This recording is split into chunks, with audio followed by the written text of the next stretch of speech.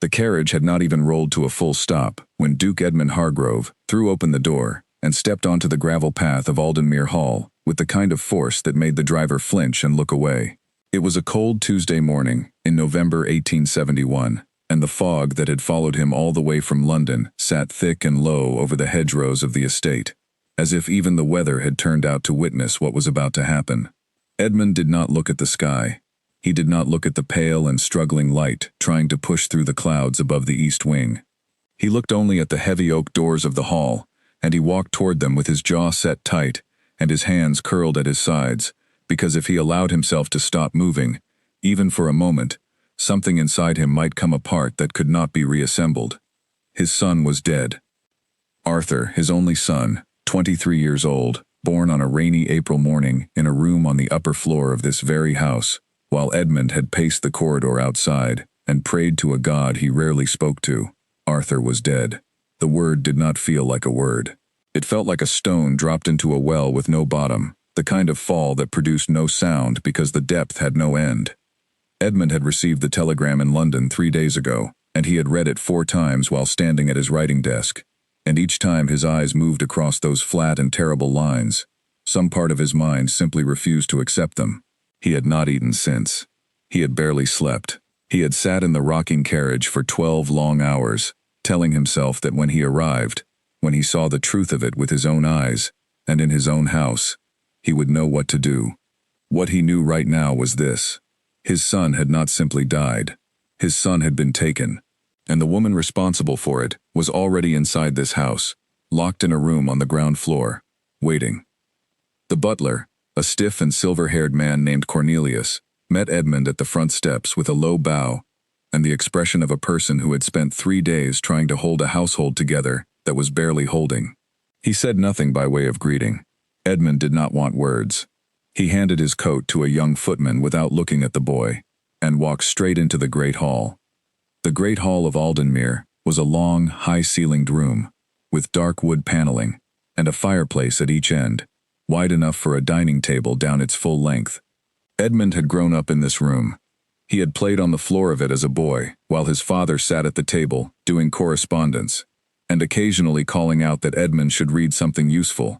He had stood at the head of that same table, and raised a glass on the evening of Arthur's birth, and again at his christening, and again at his coming of age, and now he stood at the center of the room that held 30 years of his most private memory, and felt nothing except a cold and steady rage that had no particular shape, but had a very clear direction.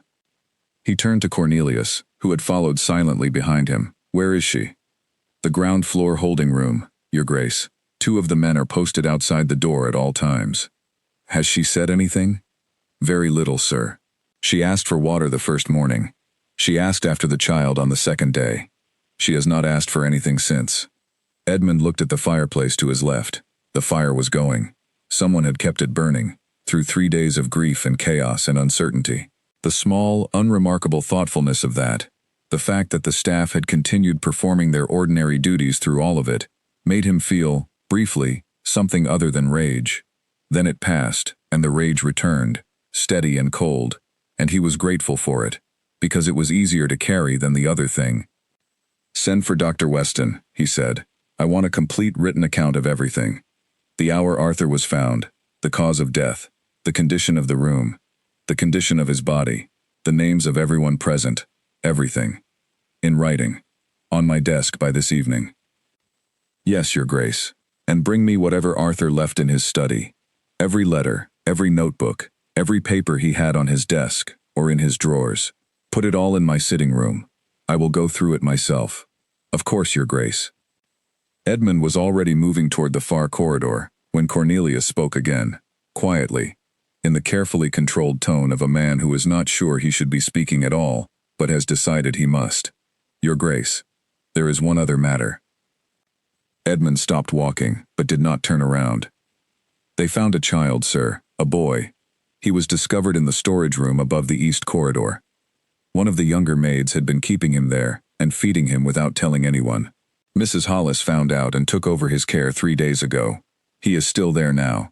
He appears to be perhaps 2 years of age, possibly a little older. The air in the room did not change. The fire did not flicker. But something shifted in the space around Edmund Hargrove that was difficult to describe, like pressure building behind a wall that has not yet given way. He stood still for a moment longer than felt natural, and then he said, in a voice that was completely controlled and completely flat, "Keep him where he is. Do not move him. Do not bring him to me. And do not bring him to her, either." "Yes, sir." Edmund walked out of the hall without another word. He had known, in a distant and carefully unexamined part of himself, that there might be a child. The telegram had mentioned it, only in passing, as though the person writing it had been uncertain whether to include it, and had in the end decided they must. A woman named Ilara Voss, it said, a servant of the household, found in Lord Arthur's private sitting room on the morning of the 12th. Lord Arthur found dead at the scene, a young child discovered concealed in a nearby room. The language had been measured and bloodless, the language of someone trying to convey enough for the recipient to understand that something very terrible had happened, without appearing to have already formed conclusions. Edmund had formed his own conclusions within minutes of reading it. By the time the carriage was prepared and loaded, and the horses were moving through the London streets toward the road north, the shape of what had happened was already assembled in his mind, as clean and hard as something cast in metal. A servant woman, a secret, an inconvenient child, a young man who had refused to do what she wanted him to do, and then, the worst possible outcome, deliberate and calculated, and done in the dark of night while the house slept. He had spent 3 days in the carriage with this story sitting in his chest like a stone, and by the time the gates of Aldenmere appeared in the early morning fog, he knew exactly what he intended to do. What he had not been prepared for, in all those hours of riding and sleeplessness and grief, was the possibility that the story might be wrong. He spent the remainder of that first morning doing what he did best when facing things he could not control. He gathered information with the methodical discipline of a man who has learned that precision is the only reliable weapon against chaos. He sat in his study, and he interviewed, one by one, and at length, every senior member of the household. Cornelius first, who gave a thorough and careful account that raised more questions than it answered. Then Mrs. Hollis, the cook, a broad-shouldered and steady woman in her 60s, who had been at Aldenmere for 30 years, and who reported everything she knew, with the directness of someone who had decided that honesty was the last useful thing she had to offer, in a situation she could not otherwise fix. Then George, the older footman, who had seen more than most people in the house, and was clearly weighing what to share and what to hold back, a weighing that Edmund noted without pressing on, for now. Then 2 of the upstairs maids, then the groundskeeper, then the stable hand who had been in the yard from 4 in the morning on the day of the 12th and had seen no one attempt to leave through the back of the property. By midday, Edmund had a picture, and the picture was not what he had expected. Arthur had not seemed unhappy in the months leading up to his death. That was the first thing that surprised Edmund. He had arrived expecting to hear about arguments, about visible tension, about a young man visibly troubled by an entanglement he had not known how to resolve. Instead, what the staff described was the opposite. Arthur had been more relaxed since summer than they had seen him in years. Lighter, as if something that had been pressing down on him for a long time had finally been lifted. He had asked Mrs. Hollis to prepare certain meals more frequently. Quiet and simple suppers, of the kind a man ordered when he was comfortable, when he was eating with someone he did not need to perform for. He had mentioned to Cornelius once, in passing, almost as though thinking aloud rather than speaking to be heard, that he had been thinking about the idea that a man did not necessarily have to follow every path laid out for him by his family. Cornelius had not known what to make of that remark at the time. Now, he said, looking at his hands in Edmund's study, it seemed to mean considerably more than it had. There had been no argument on the night of the 11th, no raised voices, no evidence of a disturbance, no sign of conflict of any kind. The household had gone to bed in the normal way, in the ordinary rhythm of a house at rest. The footman on night duty had heard nothing out of the ordinary until 5 in the morning, when Ilara Voss had opened the door of Arthur's private sitting room and stood in the doorway in complete silence, not calling out, not moving, simply standing there, until George, passing on his early morning rounds, had come around the corner and seen her face, and understood that something was very wrong indeed. Arthur had been found inside. He had died sometime during the night. The initial physician's report had listed heart failure as the preliminary cause, flagged as provisional, noting that Lord Arthur had been in apparently good health, and that the circumstances warranted further and more careful examination. Edmund sat with all of this long after the last interview was done. The afternoon light moved slowly across his desk, and the fire in the grate settled into embers, and the house made the sounds it always made in the late afternoon, and he turned everything he had heard over and over in his mind, looking for the shape he had arrived with, the shape that was supposed to fit cleanly and without effort. He could not find it. What he found instead was that the story he had come home fully prepared to close was a great deal more open than he had expected. The simple villain he had assembled in the back of the carriage from the material of a telegram and 3 days of unchecked grief was becoming, in the light of what the household had actually told him, someone considerably more complicated. He did not let that soften his intention, not yet. He still intended to see her. He still intended to look directly at her face and hear whatever she chose to say, and make a judgment based on what he observed. But the shape of his intention had shifted, quietly, and without any single moment he could point to. He intended now to listen first, and to decide afterward. He was not sure that was a distinction he could have made when the carriage was still on the road from London. He was still turning that difference over in his mind when Cornelius appeared at the study door near 4 in the afternoon and said that Dr. Weston had arrived with his written account. Edmund rose from his desk.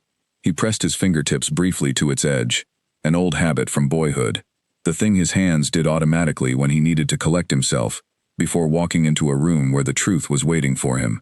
Then he straightened his coat and went to meet the physician. Dr. Weston was a compact, careful man in his 50s who had served the Hargrove household for more than 20 years, and who had the particular face of someone who has long since learned to keep what he is thinking from appearing on his expression in a professional setting.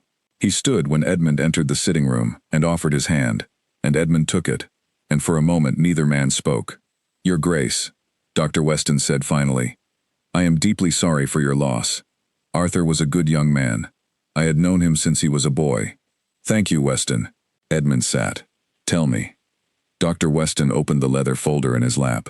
"I have prepared a complete written account, which I will leave with you today.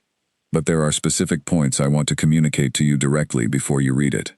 He paused, the pause of a man choosing his words with genuine care.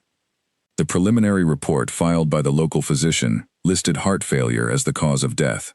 I am not satisfied with that conclusion. Edmund sat very still. "Go on." "The physical presentation of Lord Arthur's body is not, in my professional judgment, consistent with a sudden cardiac event in a healthy young man of his age and constitution. During my examination this morning, I observed certain specific indicators that I would expect to see in cases of poisoning, administered gradually rather than all at once. Not a single large dose, but something smaller and repeated over an extended period. I want to be precise about what I am and am not saying, Your Grace. I cannot confirm this with absolute certainty today. I have arranged for a full laboratory analysis, which will take 2 or 3 weeks to return results. But my strong clinical belief is that what we are dealing with is not a natural death." The sitting room was very quiet. Outside, the November wind moved against the windows. Edmund kept his voice level. "How long would something like that take? The process you are describing, if it proves accurate." "Not hours, weeks, quite possibly months. Someone administering small amounts over time, regularly, with access to his food or his drink on a consistent basis." Edmund said nothing. "I am telling you this before the full picture is available," Dr. Weston said, "because I did not want you to make decisions based on the preliminary report. Whatever the laboratory analysis shows, I would ask that you proceed with patience and wait for the complete evidence." Edmund looked at him steadily. "You are telling me not to act rashly. I am telling you that the complete picture matters, Your Grace, and that I do not yet have it." Edmund stood. He picked up the folder.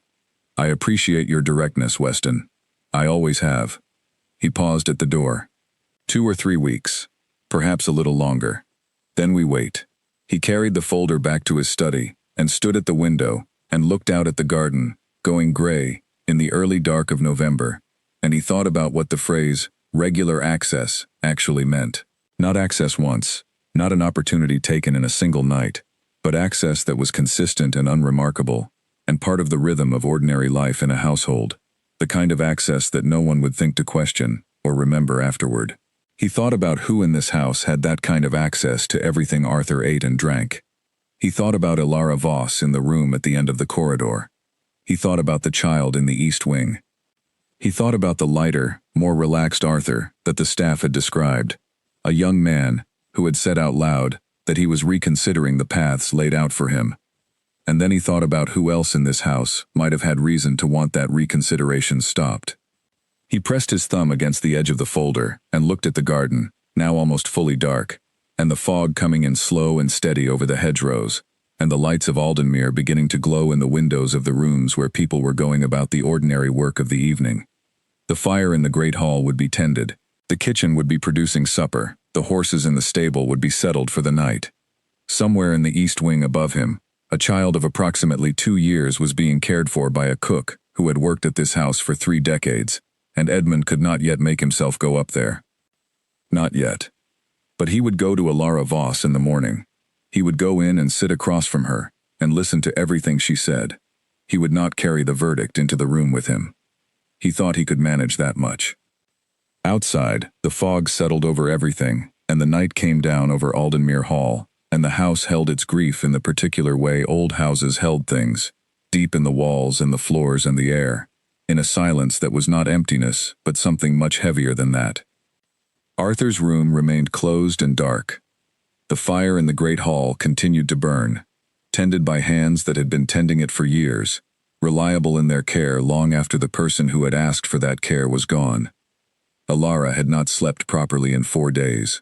She had dozed at intervals, sitting against the wall of the holding room with her back against the cold stone, and her knees pulled up to her chest, and her arms folded around them, waking each time a floorboard shifted in the corridor outside, or the wind changed against the narrow window set high in the wall above her head. The room itself was not cruel. She kept returning to that thought, because it surprised her, and she was someone who preferred to deal honestly with what was actually in front of her, rather than what she had expected.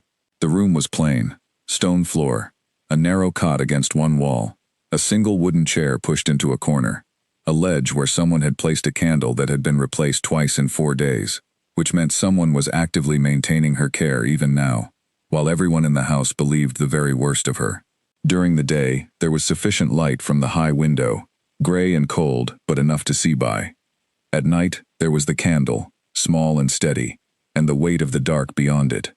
They had given her bread each morning, and water 3 times each day, passed through a crack in the door by whoever was standing guard, without any comment or eye contact.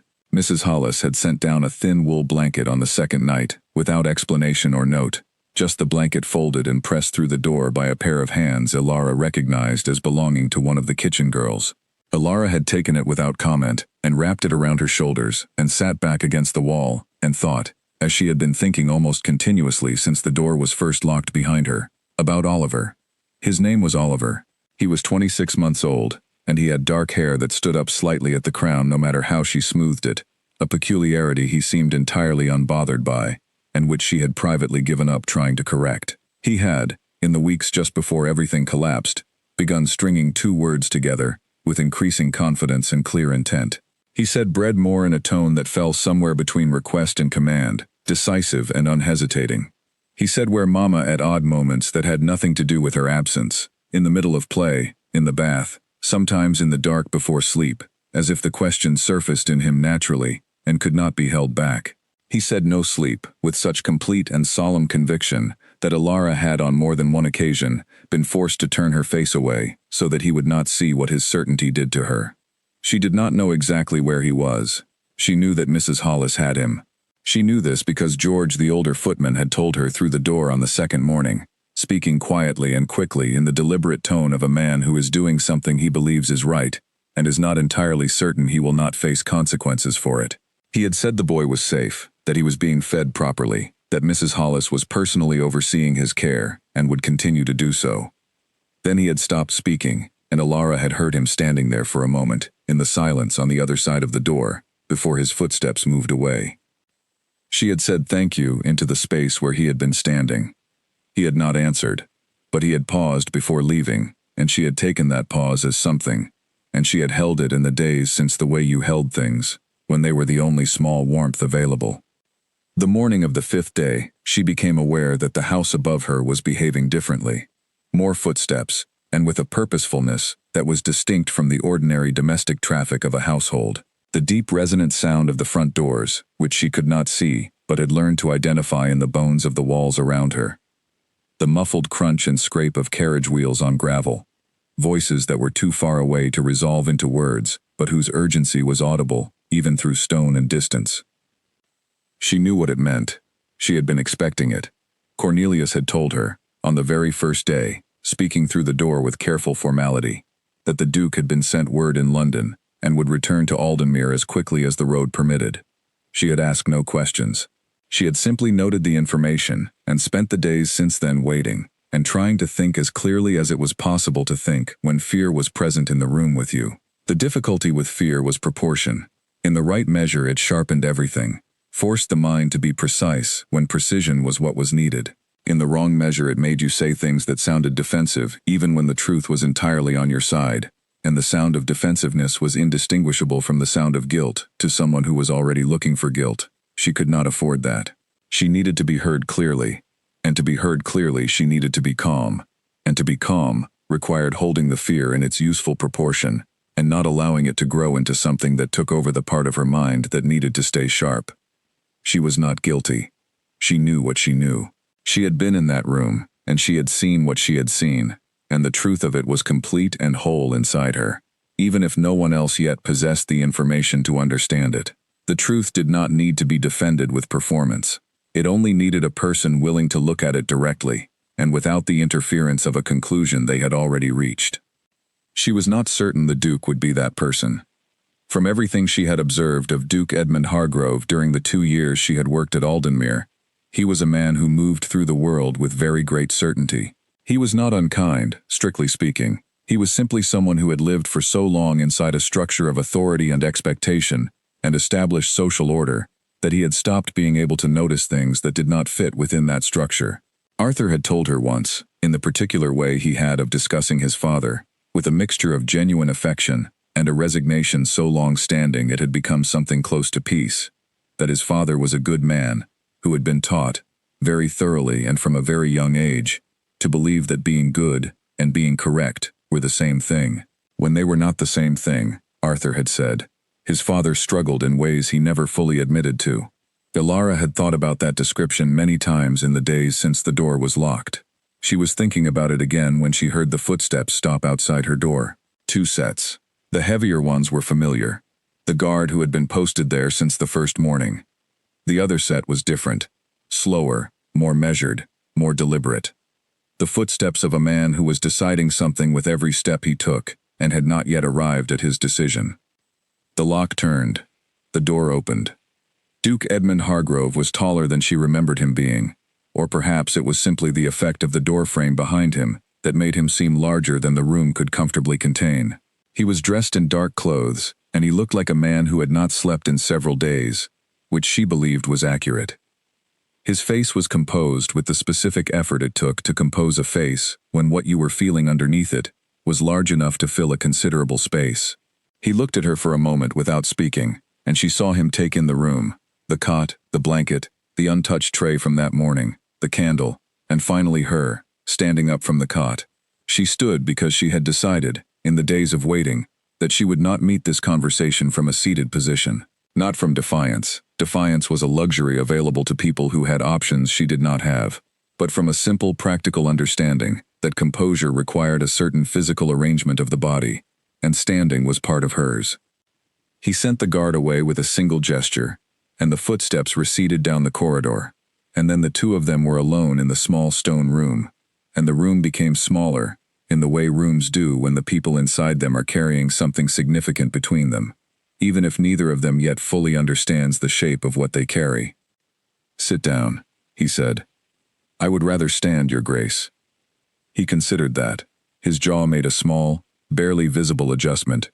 Then, to her genuine surprise, he pulled the wooden chair away from the corner wall, placed it in the center of the room, and sat in it himself.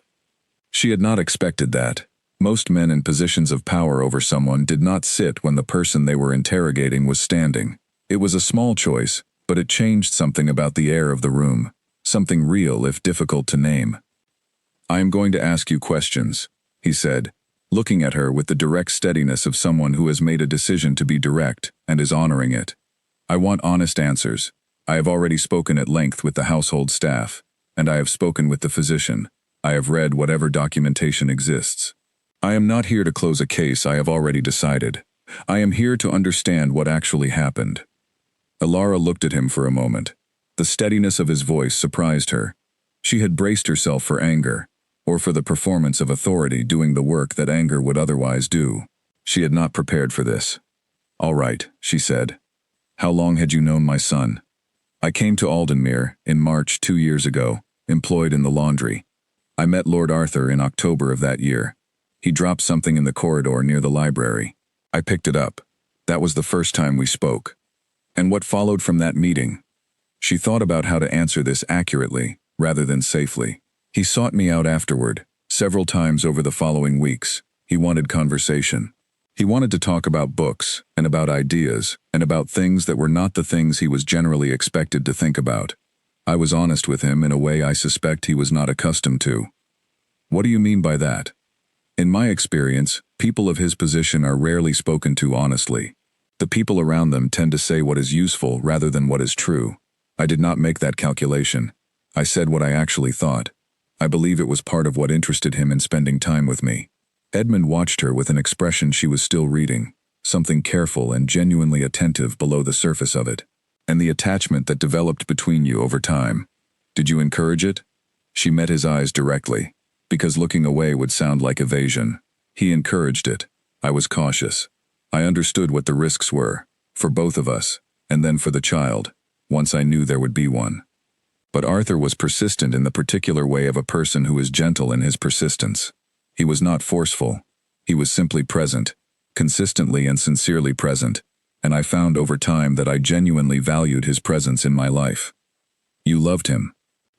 It was not framed as a question. She answered it as one anyway. "Yes." Silence settled briefly in the room. Outside in the corridor, something moved, and then was still. "He was poisoned," Edmund said. He said it without preamble, and watched her face as he said it. "That is the preliminary conclusion of my physician. Not a natural death, but something deliberate and administered gradually over time." Alara said nothing. "I am asking you directly whether you had any part in that." "No," she said. She said it flatly, without embellishment, because anything beyond the plain word would sound like justification, and she was not going to begin justifying her innocence, as if it were a position she needed to negotiate from. "I did not harm Arthur. I would not have harmed Arthur under any circumstances, and whatever has been assumed about me in this house since the morning of the 12th, I was not capable of it, and I did not do it." Edmund looked at her for a long time. She held the look without flinching. "Tell me about the weeks before he died," he said at last. "His state of mind, his behavior, whatever you observed." She took a breath, not from reluctance, but from the genuine work of accuracy, because what she had observed in Arthur during those final weeks was information she had been saving, deliberately and with care, for exactly this moment. She had decided, in the days of waiting, that she would not offer it freely to anyone who had not demonstrated they were willing to listen to it. She had decided she would wait for someone who had the authority to act on it. She thought this might be that person. She was not certain, but she thought it. "He changed," she said, "beginning about 6 or 7 weeks before he died. It was gradual at first, subtle enough that I told myself it was tiredness or the approach of winter. He slept badly. He said once that he thought he was ill, but he dismissed the idea when I pressed him, because he had no other signs of it. He had moments where his attention seemed to slip, that he covered by telling me he was simply tired. And there was one evening," she paused, finding the exact words, "when he told me that he believed someone in the household was watching him more carefully than they had any reason to. He did not say he was afraid. Arthur was not a person who admitted fear willingly, but I heard it in the way he said it." Edmund was completely still. Whatever he had expected her to say, it had not been this. He believed someone was watching him. He believed someone wanted something from him, that he had not agreed to give them. He would not tell me the full detail of it. He said he did not want to bring it into what we had between us. He was trying, as much as he could, to protect me from something he had not yet fully understood himself. She stopped. He did not get enough time to understand it. The silence that followed had a different weight than the ones that had come before it. Something in Edmund had changed, not softened but opened, in the way that a door opens when the person standing on the inside finally decides the person on the outside might actually have something worth hearing. She said, "Ask yourself, Your Grace, why Arthur never told you about the child." She had said this once already, in the great hall on the first day. She said it again now, because she wanted him to hear it differently this time, not as a challenge to his authority, but as a genuine question, the question that mattered most. He was going to tell you, she said. He had decided to. He was waiting for what he called the right time, which I believe meant he was waiting until he had resolved the other concern, the thing that was troubling him in those final weeks, so that he could come to you with good news without a shadow hanging behind it. He wanted to give you a reason to be pleased before you had a reason to be difficult about it. Something moved across Edmund's face, something complicated and private and more human than anything she had seen from him since he walked through the door. He knew how you would react initially, she said, not with cruelty, but with the care of someone saying a true thing. He knew you would be unhappy about the circumstances, but he believed you would come around. That was exactly how he said it. He believed in your capacity to come around, Your Grace, even when he was afraid of what your first reaction would be. He spoke about you often. He loved you. He was proud of you even when he disagreed with you, and he disagreed with you about several things. Edmund stood up. He walked to the door and put one hand against the frame and stood with his back to her, looking into the corridor, and the room was very quiet, and Alara watched him stand there and said nothing more, because some truths needed to be absorbed before anything further could be useful. After a while he turned around. His face had been reassembled, carefully, but not with complete success. She could see the places where it had not quite been restored to what he intended. "I cannot make any formal decision about your situation today," he said. "The investigation is still in process, and until it is complete and the picture is clear, I cannot act on it. You will remain here. But I want you to know that I have not arrived at a conclusion. The questions I came here to resolve are not yet resolved." Alara nodded. "That is more than I expected," she said. He looked at her sharply, not offended, she thought, but genuinely surprised. "I have not wronged you, Your Grace," she said, quietly and without heat of any kind. "I understand that you cannot fully know that yet, but I have not. Everything I have told you today is the truth." He left without answering. The door closed. There was a pause, and then the lock turned, and she heard his footsteps going down the corridor, measured and slow, the footsteps of a man who was carrying something heavier than when he had come in. Alara sat back down on the cot. She pulled the blanket around her shoulders. The candle was still going on its ledge, small and steady in the gray afternoon light from the window, and she watched it for a while and thought about Arthur, who had been brave enough to write things down at night in the privacy of his own room, in case someone needed to find them later, who had spent his last weeks trying to protect the people he loved from a danger he had not yet been able to name fully, who had died before he could say aloud to the one person who needed to hear it what he had understood. She pressed the blanket against her chest. He was trying to protect us, she thought.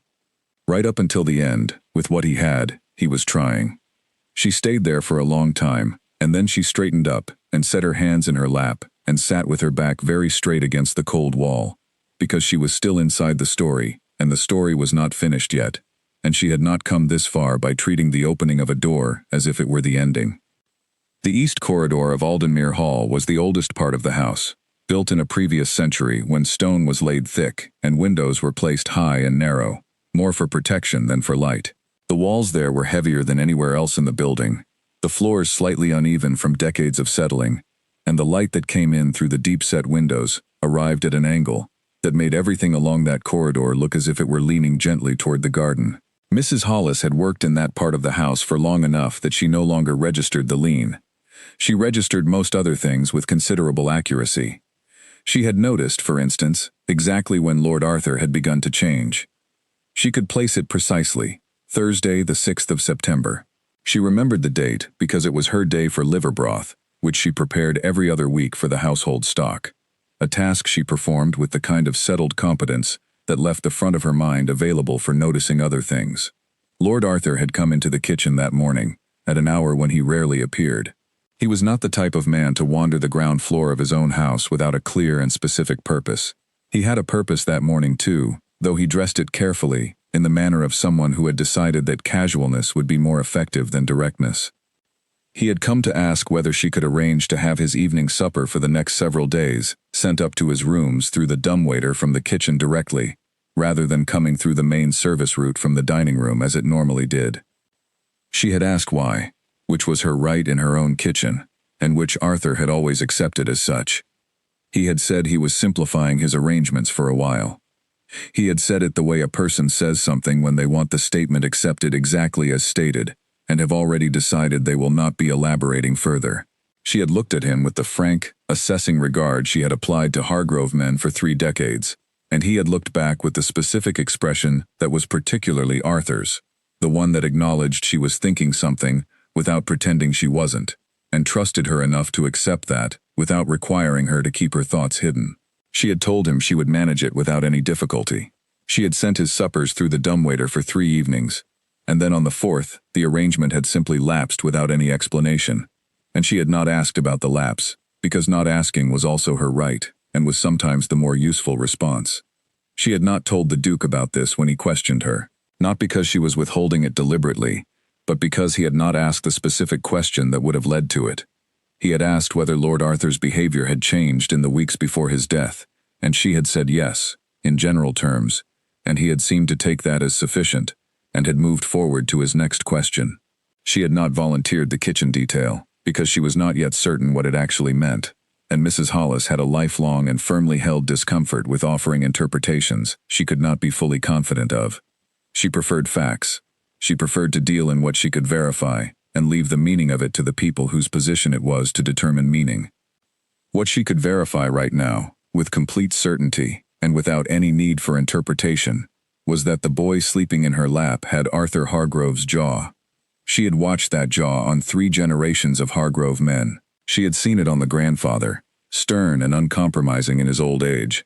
She had seen it on the Duke, where it sat with more complexity than it had on the grandfather, capable of hardness, but not without the capacity for something else, something that the grandfather had never seemed to possess. And she had watched it on Arthur throughout his entire life, from the round face of the infant she had first seen in the arms of the upstairs nurse, to the young man he had become, and she knew the line of it the way she knew the layout of her kitchen, without having to think about it, simply as a fact of her environment. This child had it, clean and definite under the soft roundness of a 2-year-old's face. The Hargrove jaw was unmistakable to anyone who had been looking at it for 30 years.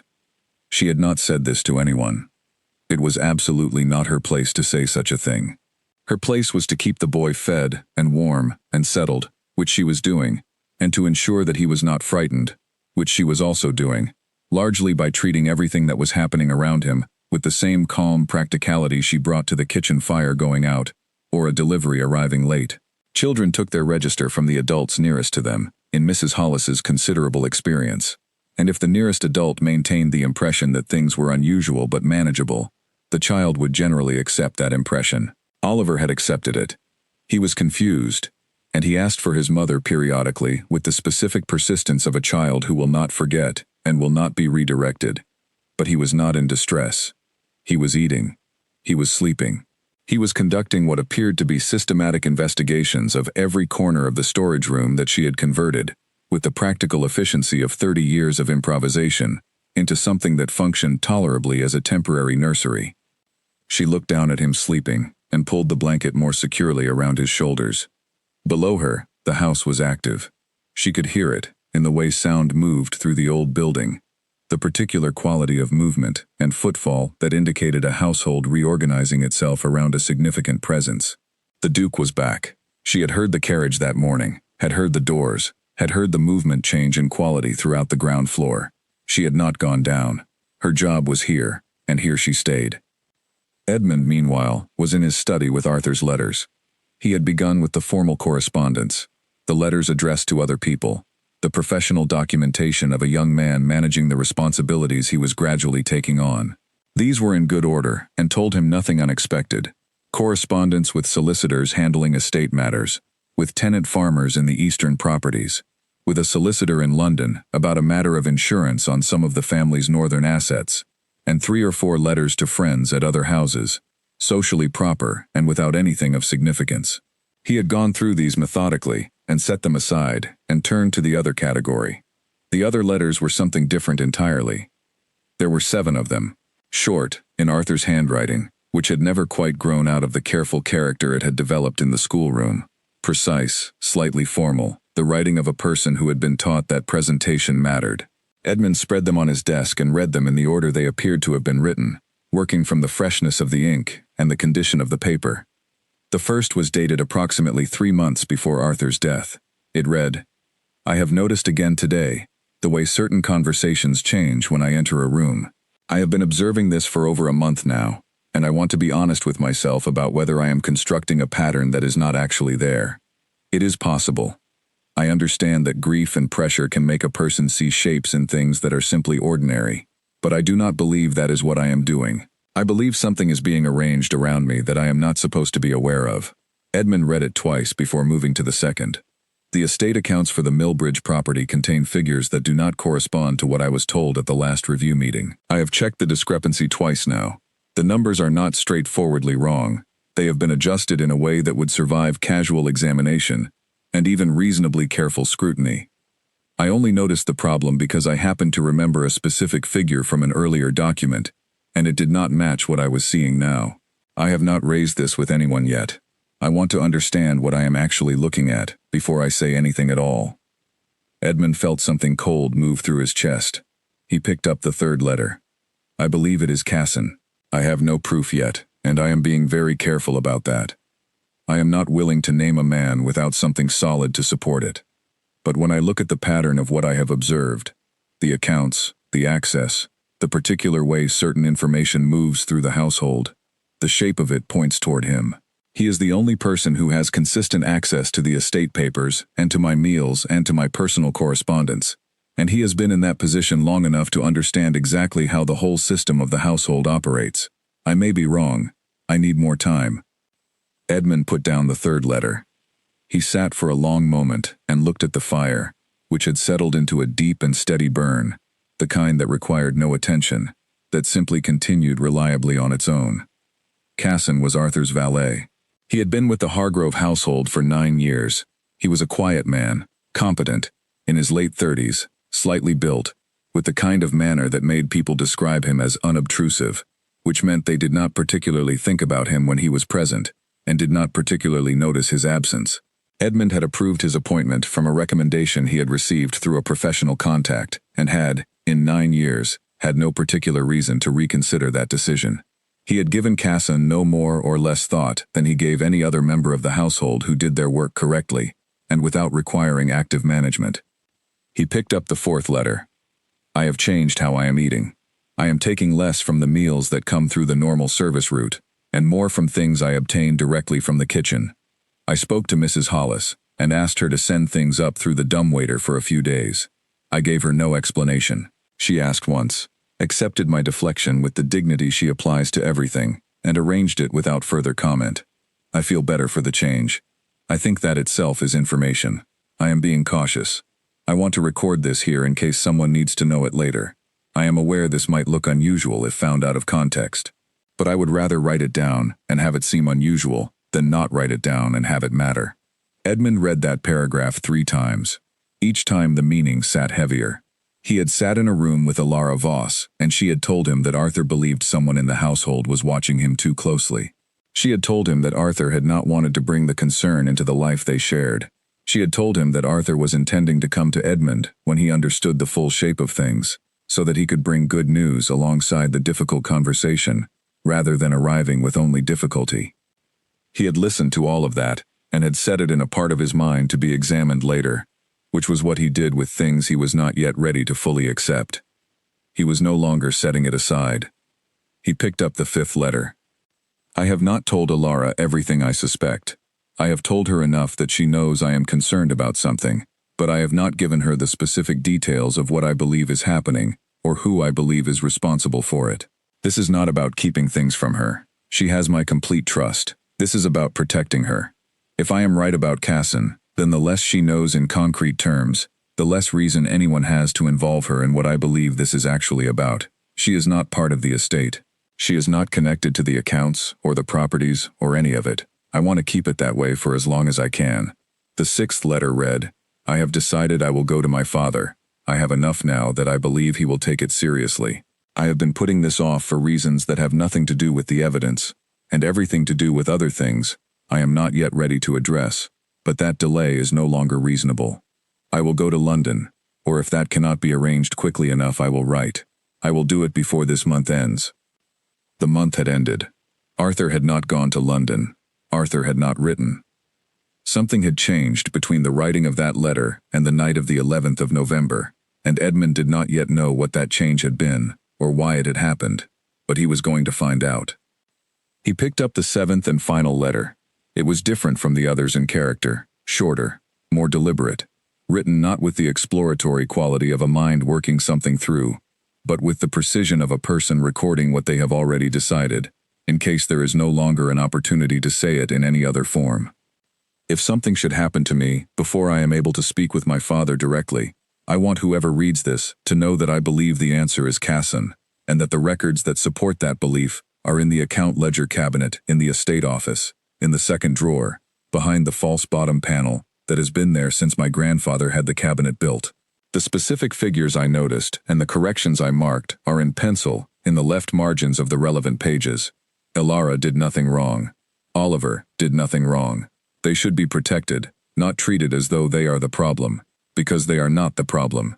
I am asking, whoever is reading this right now, to see them clearly, and to act on what you find, rather than on the story that is easiest to believe. Edmund put the letter flat on the desk. He sat without moving for a long time. The fire burned. The house moved around him in its ordinary afternoon rhythms, largely unaware of what was sitting on the desk of the study on the ground floor, what those 7 small pieces of paper in his son's careful handwriting actually meant, and what they changed. They changed everything. He stood. He walked to the study door and opened it and said, in a voice pitched to carry exactly far enough and no further, Cornelius, I need you to find George and bring him here now, this moment, not this afternoon. And I need you to come with him. He returned to the desk and picked up the 7 letters and held them in both hands, and looked out the window at the November garden going dark in the early evening, and he felt the full weight of what he had almost done, bearing down on him, with a force that was almost physical in its insistence. He had come back to this house with a story already assembled, and a verdict already delivered, and he had been wrong. If not for a physician's careful professional instinct, and a small cold room, and a woman who had stood up from a cot and looked him directly in the eyes without flinching, and a false bottom drawer he had not yet checked, and 7 letters his son had written in the privacy of his own room at night, because there was no one in his daylight life he believed would listen, without requiring certainty first. If not for all of those things, he would have remained wrong. He would have acted on the wrong conclusion, and the true answer would have walked away, and the person who actually deserved to be protected would have been destroyed instead. He stood at the window and held his son's letters and felt, for the first time since the telegram, something that was not rage and was not grief exactly, and was not relief, because relief would have been entirely wrong. What he felt was closer to a reckoning with himself, and it was not comfortable, and he did not look away from it. Somewhere above him in the east corridor, a small boy slept in the arms of a woman who had worked in this house for 3 decades, and who had, in the absence of any instruction to the contrary, simply done what needed to be done. Below, in a stone room at the end of the ground floor, a woman sat with a blanket around her shoulders, and the particular patience of someone who has learned that patience is not a passive thing, but a form of strength that requires active and continuous effort to maintain. Edmund pressed one hand flat against the window glass. The garden was almost completely dark now. He had come here to punish someone. He was beginning to understand who actually deserved to be held responsible for what had happened in this house, and it was not the woman in the holding room. The account ledger cabinet in the estate office was a heavy piece of furniture, dark walnut with brass fittings. that had stood against the north wall of that room for as long as anyone at Aldenmere could reliably remember. Edmund had walked past it hundreds of times, without it warranting particular attention. It was part of the estate office, the way the fireplace was part of the estate office. Fixed and familiar, and not worth examining too carefully. There was no particular reason to look at it differently.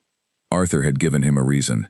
Edmund stood in front of the cabinet and pulled the second drawer completely out and set it on the floor. He pressed the back panel of the drawer cavity with both hands, working from one edge toward the center, and when he reached the right point the panel gave, pivoting on a hidden mechanism, and revealed a secondary compartment behind it, lined with faded green fabric. The compartment was shallow, perhaps 3 inches deep, but it was enough. In it were 3 ledger books that were not part of any official household records Edmund had seen before. He carried them to the desk and opened the first one. He went through all 3 of them, page by page, with the concentrated attention of a man who has decided that every other concern in his life is temporarily suspended, and that these pages are the only thing that exists. The process took most of the afternoon. The fire in the estate office grate burned low and was tended and brought back up twice, without Edmund looking away from the desk. What he found was worse and more systematic than he had been ready for. The corrections Arthur had described in his letters were there, clearly visible once he knew to look for them. Small pencil marks placed precisely in the left margins beside specific figures that had been altered from what they should have been. The alterations were not dramatic. That was the particular craft of them.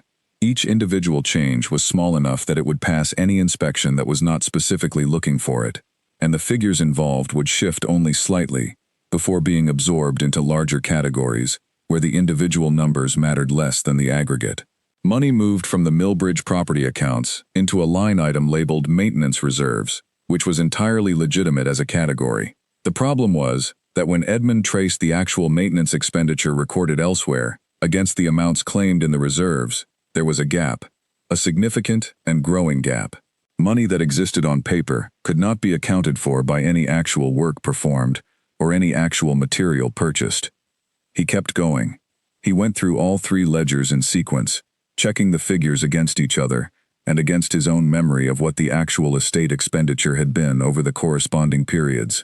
The picture that assembled itself as he worked was that someone had been removing money from the Hargrove estate in a way that was patient and methodical, and designed to be essentially invisible to anyone not looking for it specifically.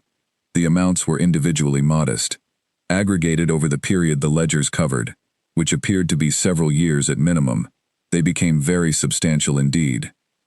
That level of patience, and that specific knowledge of how the estate's accounting structure was organized, and what margin of variance would go unquestioned, pointed to a very limited number of people, fewer than 5, when Edmund thought about it carefully, perhaps fewer than 3. Cornelius had brought George to the study, and George had stood in front of Edmund's desk with his hands at his sides and reported, in the controlled voice of a man holding something together through effort, that Casson had not been seen in the house since the morning of the 12th of November. He had been present during the initial investigation, had spoken with the constable who came out from the village, had given a brief account of his movements on the relevant night, and had then simply ceased to appear in any room or location where anyone had subsequently thought to look for him. His room in the household quarters was empty. His personal trunk was gone. His personal effects had been removed.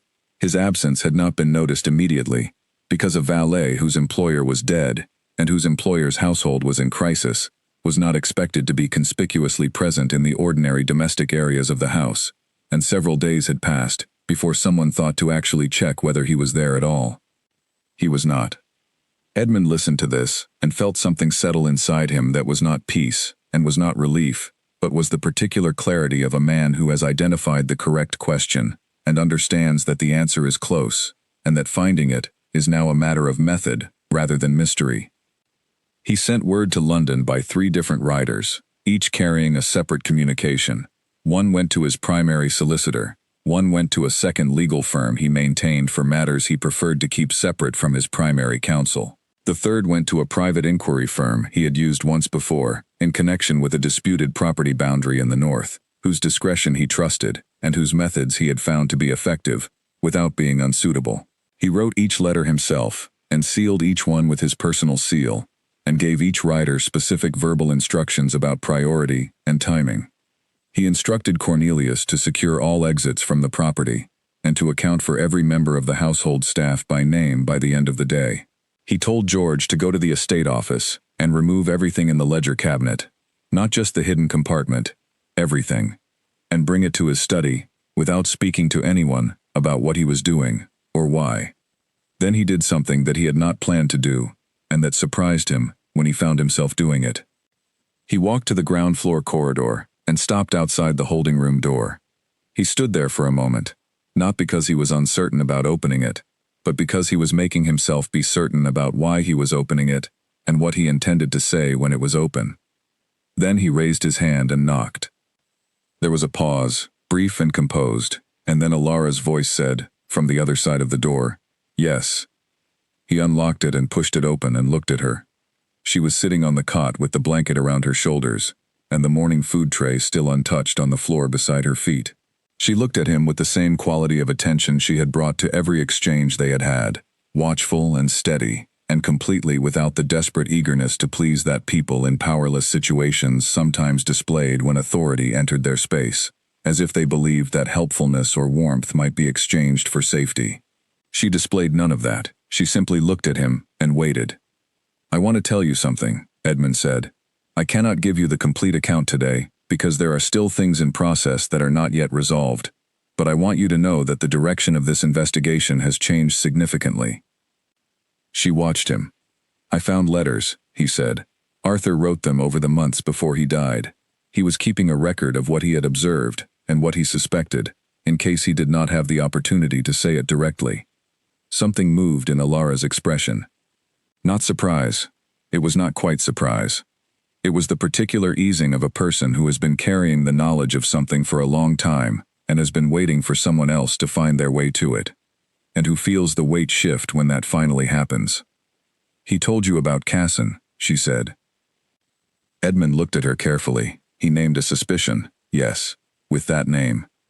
"He told me more than he wrote in those letters," she said. "He told me because he needed to think through it with someone, and I was the only person available to him for that."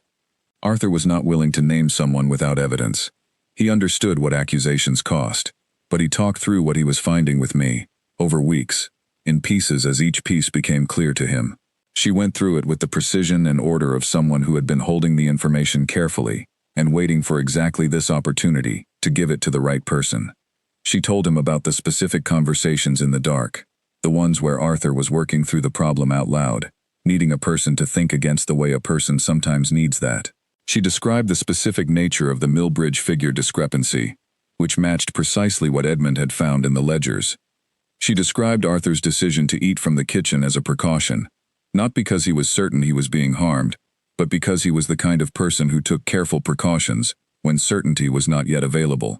She described the night when Arthur had told her he believed he finally understood the full shape of it, that it was not only money, it was connected to a title dispute on a property to the east of the estate that a neighboring family had been attempting to resolve in their favor for over a decade, and that Casson was the human connection between that family's ambition and the Hargrove estate's vulnerability, a paid instrument, placed carefully, where he would have access to everything that mattered. Edmund listened to all of it without a single interruption. He stood in the doorway of the stone room, and he listened, and she spoke with the measured authority of someone who had been waiting for this conversation for days and had prepared for it accordingly. When she finished, he said, "The inquiry firm I have engaged will locate him." "I believe they will," she said. He looked at her for a moment longer. "I owe you an apology. I will give you a proper and complete apology when the full picture is confirmed. What I can say now is that I came back to this house intending to make certain decisions, and the decisions I was prepared to make were wrong. I was wrong." Alara looked at him steadily. "You came back here thinking about your son," she said. "That is not something I am able to fault." He did not answer immediately. He stood in the doorway, and behind him the corridor was quiet, and somewhere above them in the east wing, a child was presumably awake and hungry, and asking, in the limited vocabulary of a 2-year-old, where his mother had gone. "Oliver," Edmund said. It was the first time he had said the boy's name out loud. "Yes." "He is well?" "Mrs. Hollis tells him he is well, and I believe he accepts that, because she says it with a steadiness he trusts." He is confused. He is asking for me regularly, because that is what he does when something is wrong. But he is not frightened. He is well. Edmund looked at the floor for a moment. Then he looked at her. I will go up this afternoon, he said, to see him. It is time I did that. He said it with the tone of a man saying something that required effort, not performance but genuine effort, because it was true that it was time, and it was also true that doing it would cost something he had not yet fully calculated. He will study you very carefully, Alara said quietly. He does that with everyone. He will not know who you are, or what you mean to him, but he will know that you are significant to this house, and he is perceptive enough to understand the difference. Edmund closed his eyes for a moment, then opened them. His face was very still, in the way that faces are still, when the person inside them is holding something they have not yet decided what to do with. I know, he said. He stepped back from the doorway, and when he left the door standing open behind him. He did not lock it.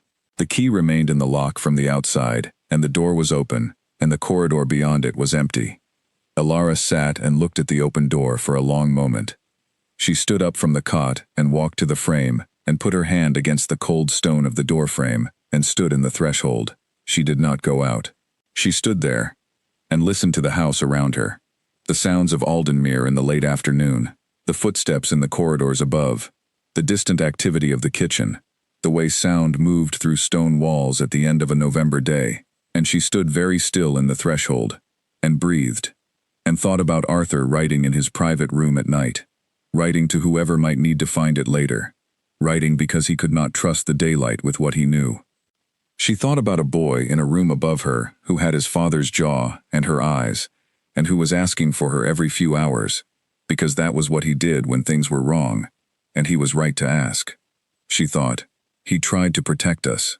Right up until the last thing he was able to do, he was trying to make sure we would be all right. She pressed her palm against the cold stone. Then she went back inside and sat down on the cot, and she put her hands in her lap, and she sat very straight with her back away from the wall, and she waited. Not because she had to wait, the door was open, but because she understood that an open door was not the same thing as a resolution, and she had not survived this far by mistaking the beginning of something for its ending. 3 weeks passed with a quality of suspension that Edmund had rarely experienced. The inquiry firm found Casson within 2 weeks of receiving Edmund's letter. The man had gone 40 miles south and taken rooms under a name close enough to his own that it suggested a failure of imagination under pressure. Years of patient planning. No plan for when the plan failed. He was brought back to London in the custody of the firm's agents and handed to the proper legal process. The laboratory analysis came back from the physician during the 3rd week. Edmund read it standing at his desk with his reading glasses on and a cup of tea going cold beside him. The word arsenic sat in the clinical language of the report looking impossibly ordinary for what it described. Arsenic, administered in small repeated doses, over a period of 8 to 12 weeks. Definitively not a natural death. Edmund set the report down. He stood at the window for a long time. Outside, December had arrived quietly, and the garden was fully bare, frost catching the weak winter light on the stone paths. He thought about Arthur talking to Mrs. Hollis about the dumbwaiter. He thought about Arthur writing that he felt better when he changed how his food reached him. He thought about what that meant.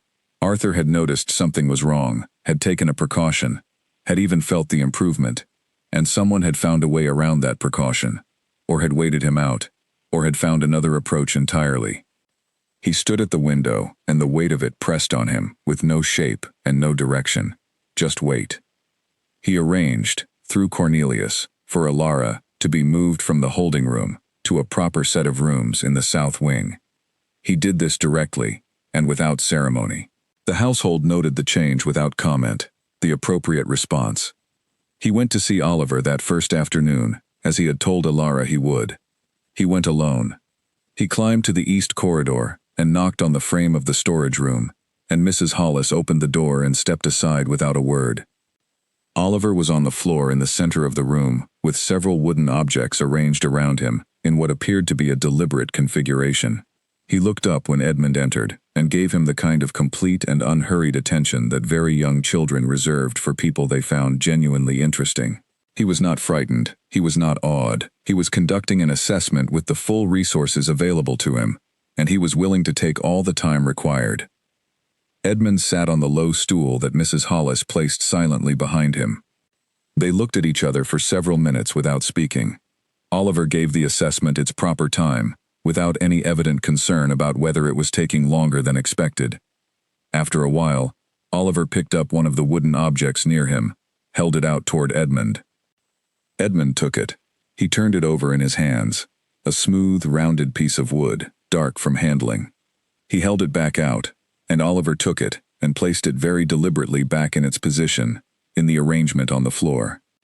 They sat for another few minutes in this way, the Duke of Aldenmere and the 2-year-old grandson he had not yet found language to be, and neither of them spoke, and the December light moved through the high window, and Mrs. Hollis stood near the door and said nothing, and the house was quiet around them. When Edmund stood to leave, Oliver watched him go with the same focused calm he had given to his arrival. That was the beginning of something Edmund could not yet name. But it was a beginning, and he recognized it as such, and he did not look away from it. The physician's examination of Elara had been conducted on a Thursday morning in the 3rd week of November, with the formal and impersonal efficiency that such examinations carried in that era, a procedure of record, intended to establish facts rather than to offer any dignity to the person being examined. Edmund had been present in the building but not in the room. He had been in the adjoining chamber, which connected to the examination room, through a door that had been pulled to but not fully closed, leaving a narrow gap that admitted the physician's low voice and the particular quality of light from the room's south-facing window. He had not been paying close attention to the room through the gap. He had been looking at a document in his hand, something related to the estate office matters, and his awareness of the examination was peripheral, a background fact rather than the focus of his attention. Then he looked up. He could not afterward have explained precisely what made him look up at that specific moment, rather than any of the others. The gap in the doorway framed a partial view of the room, the physician's back, and beyond it, Elara standing where she had been placed, her back toward that corner of the room, a portion of her visible through the narrow opening. The birthmark was between her shoulder blades, a deep crimson crescent, clear and specific, sitting against the pale skin of her back in a way that had nothing ambiguous about it. Edmund stopped breathing. He had seen that mark before, not a mark like it, that exact mark, that specific shape, in that precise location. He had seen it 30 years ago, on a summer afternoon in Cumbria, through a much larger opening, in a corridor outside the library of the family estate. A woman changing her shawl, not aware she was observed, a moment of absolute inadvertent privacy that Edmund had stored without intention and without any particular expectation of needing it, the way the mind stored the specific details of people who mattered to it. Her name was Margaret.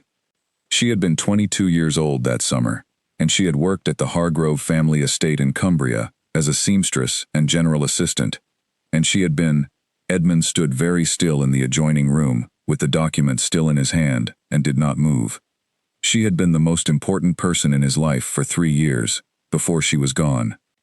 The gap in the doorway framed Elara's back, and the mark between her shoulder blades, and Edmund looked at it, and the bottom dropped out of everything he thought he understood about what was happening in this house. He walked out of the adjoining room. He walked down the corridor, and around the corner, and stood in the service corridor, with his back against the wall, and looked at the opposite wall, and did not move for a considerable time. He was aware, in a distant and clinical part of his mind, that he needed to be careful. The mark was specific, and the connection it suggested was very particular. But he was a man who had learned not to act on the first version of a thing he perceived, especially when the perception arrived with the force of something large and unexpected. He needed to be certain. He needed information that was verifiable, and not dependent on his memory of a summer afternoon 30 years ago, or the particular shape of a mark he had observed once in passing, and had not seen since. He went back to his study. He sat at his desk. He took out paper. He wrote a letter to his solicitor in London, asking for a specific and discreet investigation to be conducted. The letter concerned a woman named Margaret Voss, who had worked at the Hargrove estate in Cumbria in the early 1840s, who had left that employment under undocumented circumstances in 1842, and who had subsequently, he believed, though he could not verify this directly, given birth to a child. He needed the records traced. He needed the dates confirmed. He needed the particulars established, with the kind of precision that would be reliable in a legal context. He sealed the letter and sent it with the morning rider, and then sat at his desk and thought about what he had just done, which was to set in motion an inquiry whose results he was already afraid of. He did not stop it. 3 days later, the preliminary response arrived, not the full account, but enough to confirm that the investigation was underway, and that the solicitor had already located several relevant records in the Cumbria parish registers and in the accounting documents of the estate for the early 1840s. He had found, specifically, a settlement payment from the Hargrove estate accounts in the spring of 1842, recorded as settlement of domestic matter, in an amount that would have been highly significant for a woman of Margaret's position.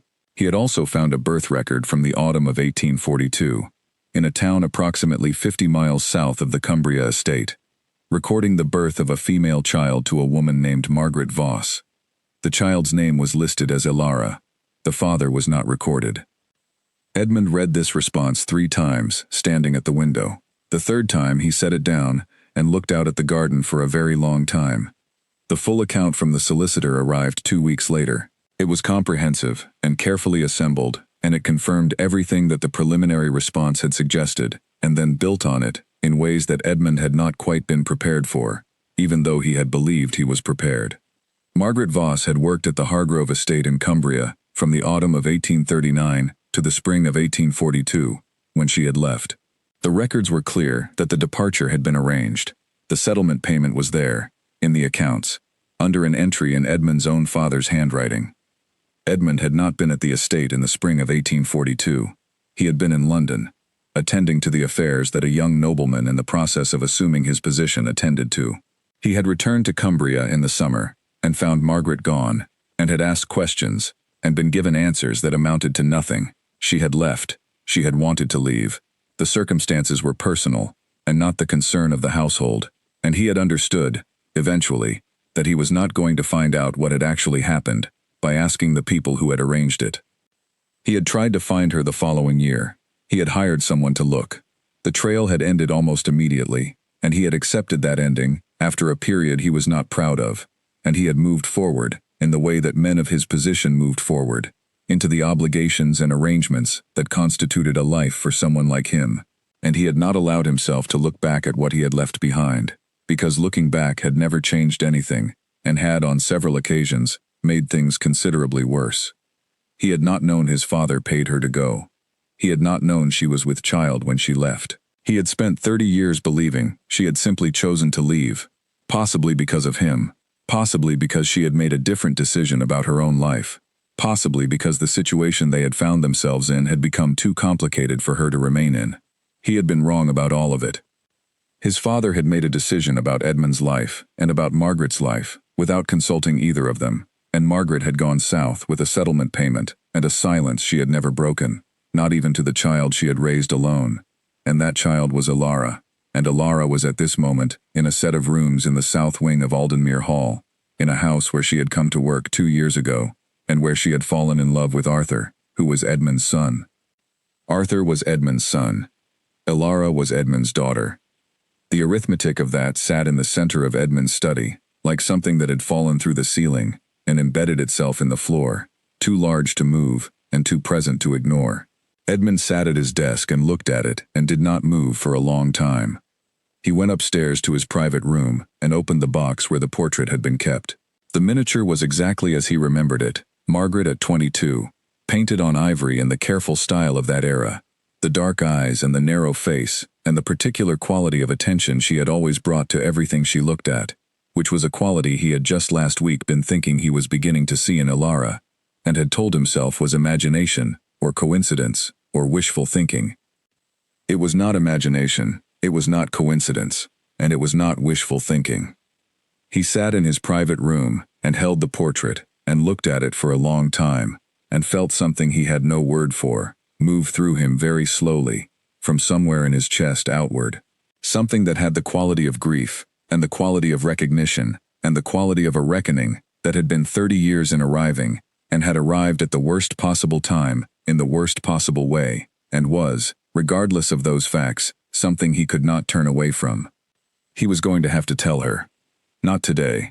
He was not capable of it today. He needed to sit with the knowledge for a little while, to find some arrangement of words that could carry this truth from one person to another, without doing more damage than the truth itself. He was not sure such an arrangement existed. He was not sure any words could carry this particular thing without it breaking whatever they were placed in. But he would tell her, because she deserved to know, because her mother had deserved to tell her, and had never had the opportunity, because the truth, however impossible its shape, was better than the silence that had already cost everyone in this story far more than it should have. He set the portrait on the table. He looked at it for a moment longer. Then he reached into the box and found, beneath the space where the portrait had rested, an old letter, folded and sealed, written 30 years ago and never sent. He opened it. He read it. He folded it again. Outside, the December afternoon was going dark, and the frost was already forming on the garden paths, and the house was full of people continuing with the ordinary business of living, and Edmund Hargrove, Duke of Aldenmere, sat in his private room with a portrait of a dead woman and a letter he had written to her when he was 28 years old, and felt the particular weight of all the things that could not be undone. He was going to knock on Alara's door in the morning, and he was going to say something that would change everything she knew about herself, and he was going to do it because it was true, and because the truth mattered, even when, especially when, it arrived like this. The portrait box stayed open on the table all night. Edmund did not sleep. He sat in the chair by the window of his private room, as the December dark settled fully over Aldenmere, and the grounds went quiet, and the frost thickened on the garden paths below, and he held the portrait in his hands, and looked at it at intervals, and set it down and thought, and picked it up again. He thought about the specific afternoon in Cumbria, when the mark had appeared in his memory, and been stored there without any instruction. A summer afternoon, warm and golden, the library corridor smelling of old bindings, and the particular dust of a house that had been standing for 2 centuries. Margaret moving in the light. The inadvertent privacy of the moment, the way he had stepped back without making a sound, and had never mentioned what he had seen, because some things belonged only to the person they were part of, and Margaret had never known he had seen it, and the knowledge had simply lived in him, all the years since, as one of the small and private facts of a person he had loved. He thought about Alara standing in the holding room without flinching, speaking in the careful, exact language of someone who had learned that precision was a form of survival.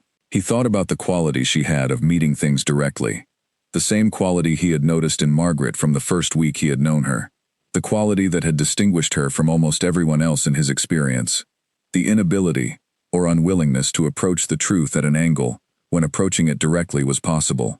He had told himself, in the weeks since the holding room, that he noticed this quality in Alara because he was looking for reasons to see her differently than the story he had arrived with suggested he should see her. He had told himself it was projection, or the mind's capacity to find what it was searching for, regardless of whether it was actually there. He understood now that it had not been projection. He thought about Arthur. He thought about Arthur coming to Aldenmere in the October of 2 years ago, a young man who was careful and conscientious and slightly too serious, who had been raised in a house where expectation was the primary atmosphere, and meeting, in a corridor near the library, a woman who said what she actually thought. He thought about what it would have been like for Arthur to encounter that. He thought about the months the staff had described, the lighter Arthur, the Arthur who ate simple suppers and said out loud that a man did not need to follow every path his family laid out for him. He thought about what none of them had known, what none of them could have known. He set the portrait down. He pressed both hands flat on his knees and looked at the dark window and the frost on the garden below it. He thought, my father sent Margaret away. He sent her away with money, and he ensured I could not follow her. He made that decision without telling me, and he made it about my life as much as about hers, and he never told me, and Margaret never told me, and I spent 30 years thinking she had simply chosen to leave.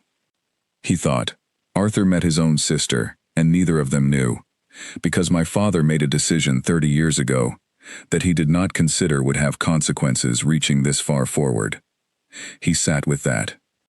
He sat with it for a long time, in the dark of his private room, with the portrait of Margaret on the table beside him, and the December night outside the window, and he did not move, and he did not speak, and he did not call anyone, because there was nothing that any other person could do with this tonight. This was a thing that had to be held, simply and without comfort, until morning came, and he could begin to figure out what holding it responsibly meant. When the first light appeared over the eastern hedgerows, Edmund dressed and went downstairs. He went directly to the south wing and knocked on Alara's door. Oliver was having a dispute with a wooden block when the knock came. He was not winning. He had been awake since before the light changed in the high window, and had spent the early hour in the methodical reorganization of every object within his reach, and the block had been placed in a position that he found unsatisfactory, and his attempts to improve the position had so far produced results he found equally unsatisfactory. He was deeply committed to his position in the disagreement, and showed no signs of reconsidering it.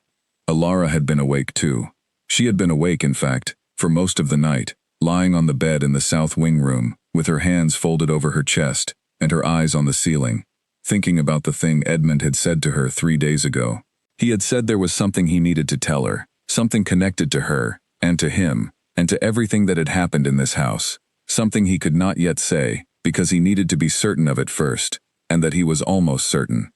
Almost certain. She had thought about those 2 words for 3 days. She had turned them over in the quiet hours, and examined them from different angles, and tried to understand what kind of thing a man like Edmund Hargrove, a man who moved through the world with great certainty, and who did not use qualifications casually, would need to be almost certain of before he could say it. She had not arrived at any conclusion that felt stable.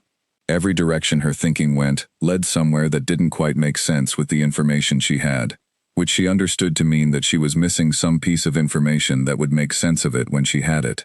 She heard the knock. She sat up. Oliver looked at the door. She stood and went to it and opened it. Edmund was in the corridor. He was dressed already, which at this hour meant he had either been up all night or had risen before light, and his face had the quality she had come to recognize as the one he wore when he was about to do something that cost him something, and had decided that the cost did not relieve him of the obligation. He looked at her, and then past her at Oliver on the floor, and then back at her. "May I come in?" he said. She stepped back. He came in. She closed the door.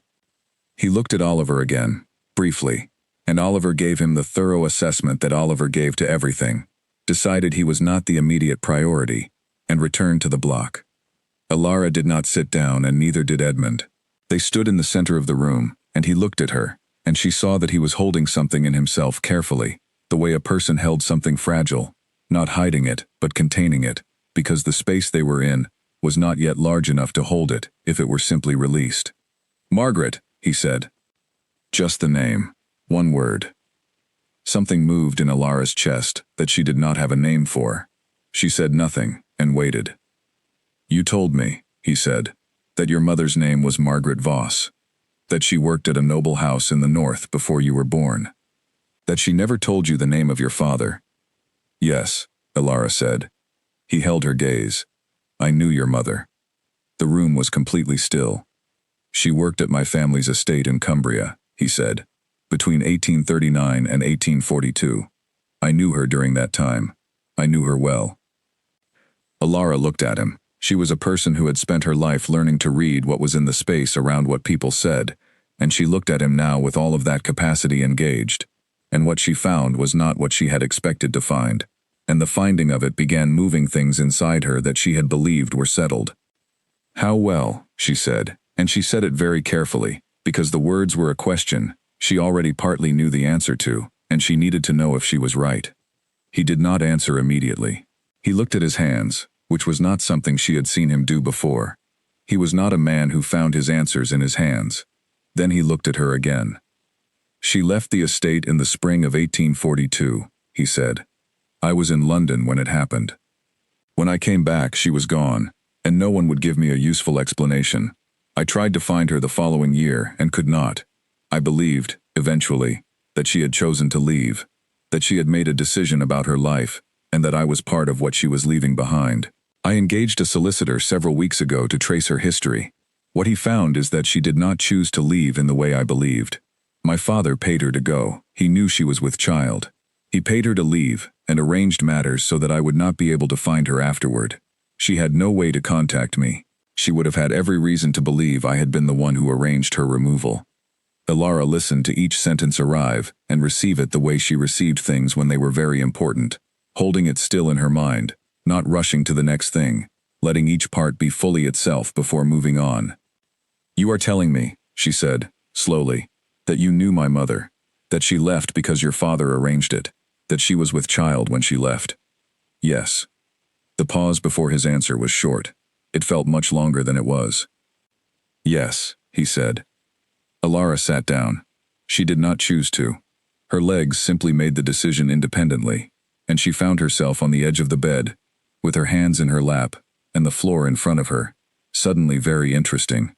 Oliver looked up from his work, perceived something, looked at Edmund, looked back at Alara, and then returned to the block with the instinct of a child who understands that some moments require the adults in the room to take the time they need.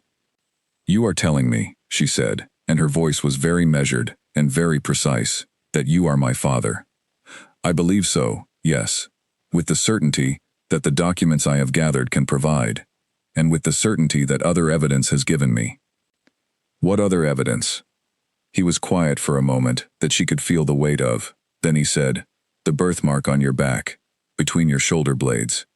Alara looked up at him. "Your mother had the same mark," he said, "in the same place. I saw it once, by accident, many years ago. I did not forget it. When I saw yours, I could not speak.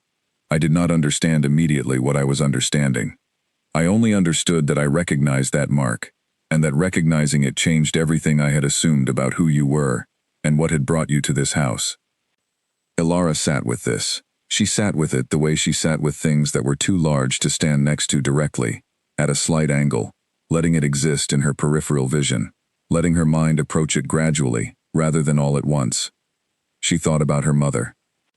Margaret Voss, who had been dead for 16 years, who had raised her daughter alone in a series of rented rooms in a series of small towns, supporting them both by sewing other people's things in the hours when Alara was at the school Margaret had walked her to every morning without exception, regardless of weather, who had read to Alara at night with a particular quality of attention, the kind of attention that made you feel, when you were small and in the lamplight with someone reading to you, that there was no other moment in the world that mattered more than this one, who had never once, not in 12 years, not when Alara asked directly, not when Alara asked indirectly, not when Alara was young and simply curious, and not when Alara was older and understood what she was actually asking about, ever said a single word about the man who was her father.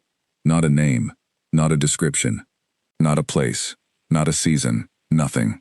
Alara had stopped asking at some point and had filled the absence with the conclusion that her mother's silence was the silence of grief, or of shame, or of the particular self-protective quiet of a woman who had decided that some things were better buried than spoken. She had accepted that conclusion, and had built her understanding of herself around the gap it described, around the fact of not knowing, around the identity of being someone whose history on one side simply stopped at her mother, and went no further. Now the gap had a shape.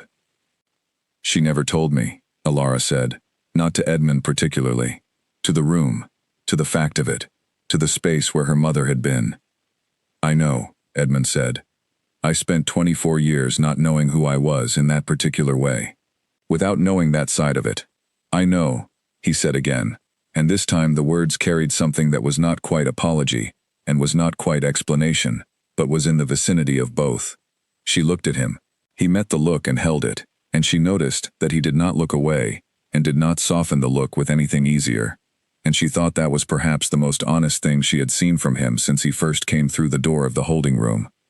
"I have spent several days," he said, trying to find the correct arrangement of words for this. "I have not found it. I am aware that telling you this does not resolve anything. It does not give you your mother back. It does not undo what happened here, with Arthur, with the circumstances of everything. What I am prepared to acknowledge, and what I can offer, I want to discuss with you. But not today, if you prefer not to do it today. Today I only wanted you to know the truth." Oliver had abandoned the block and walked across the room to Alara in the deliberate, slightly rolling way of a child who has been walking for less than a year and still conducted every crossing of a room with full commitment. He pressed himself against her knee and looked up at her face and then at Edmund's face with the focused concern of a very small person who has noticed something is wrong in the room and wants to understand what it is. She put her hand on his head. He leaned into it. She looked at him for a moment, Then she looked at Edmund. "He is your grandson," she said. Edmund looked at the boy. His face did something that moved through several things in rapid succession, none of which he had prepared for. "Yes," he said finally. "Arthur's son and your daughter's son." The sentence sat in the room between them, and neither of them did anything with it for a moment, because there was nothing to do with it.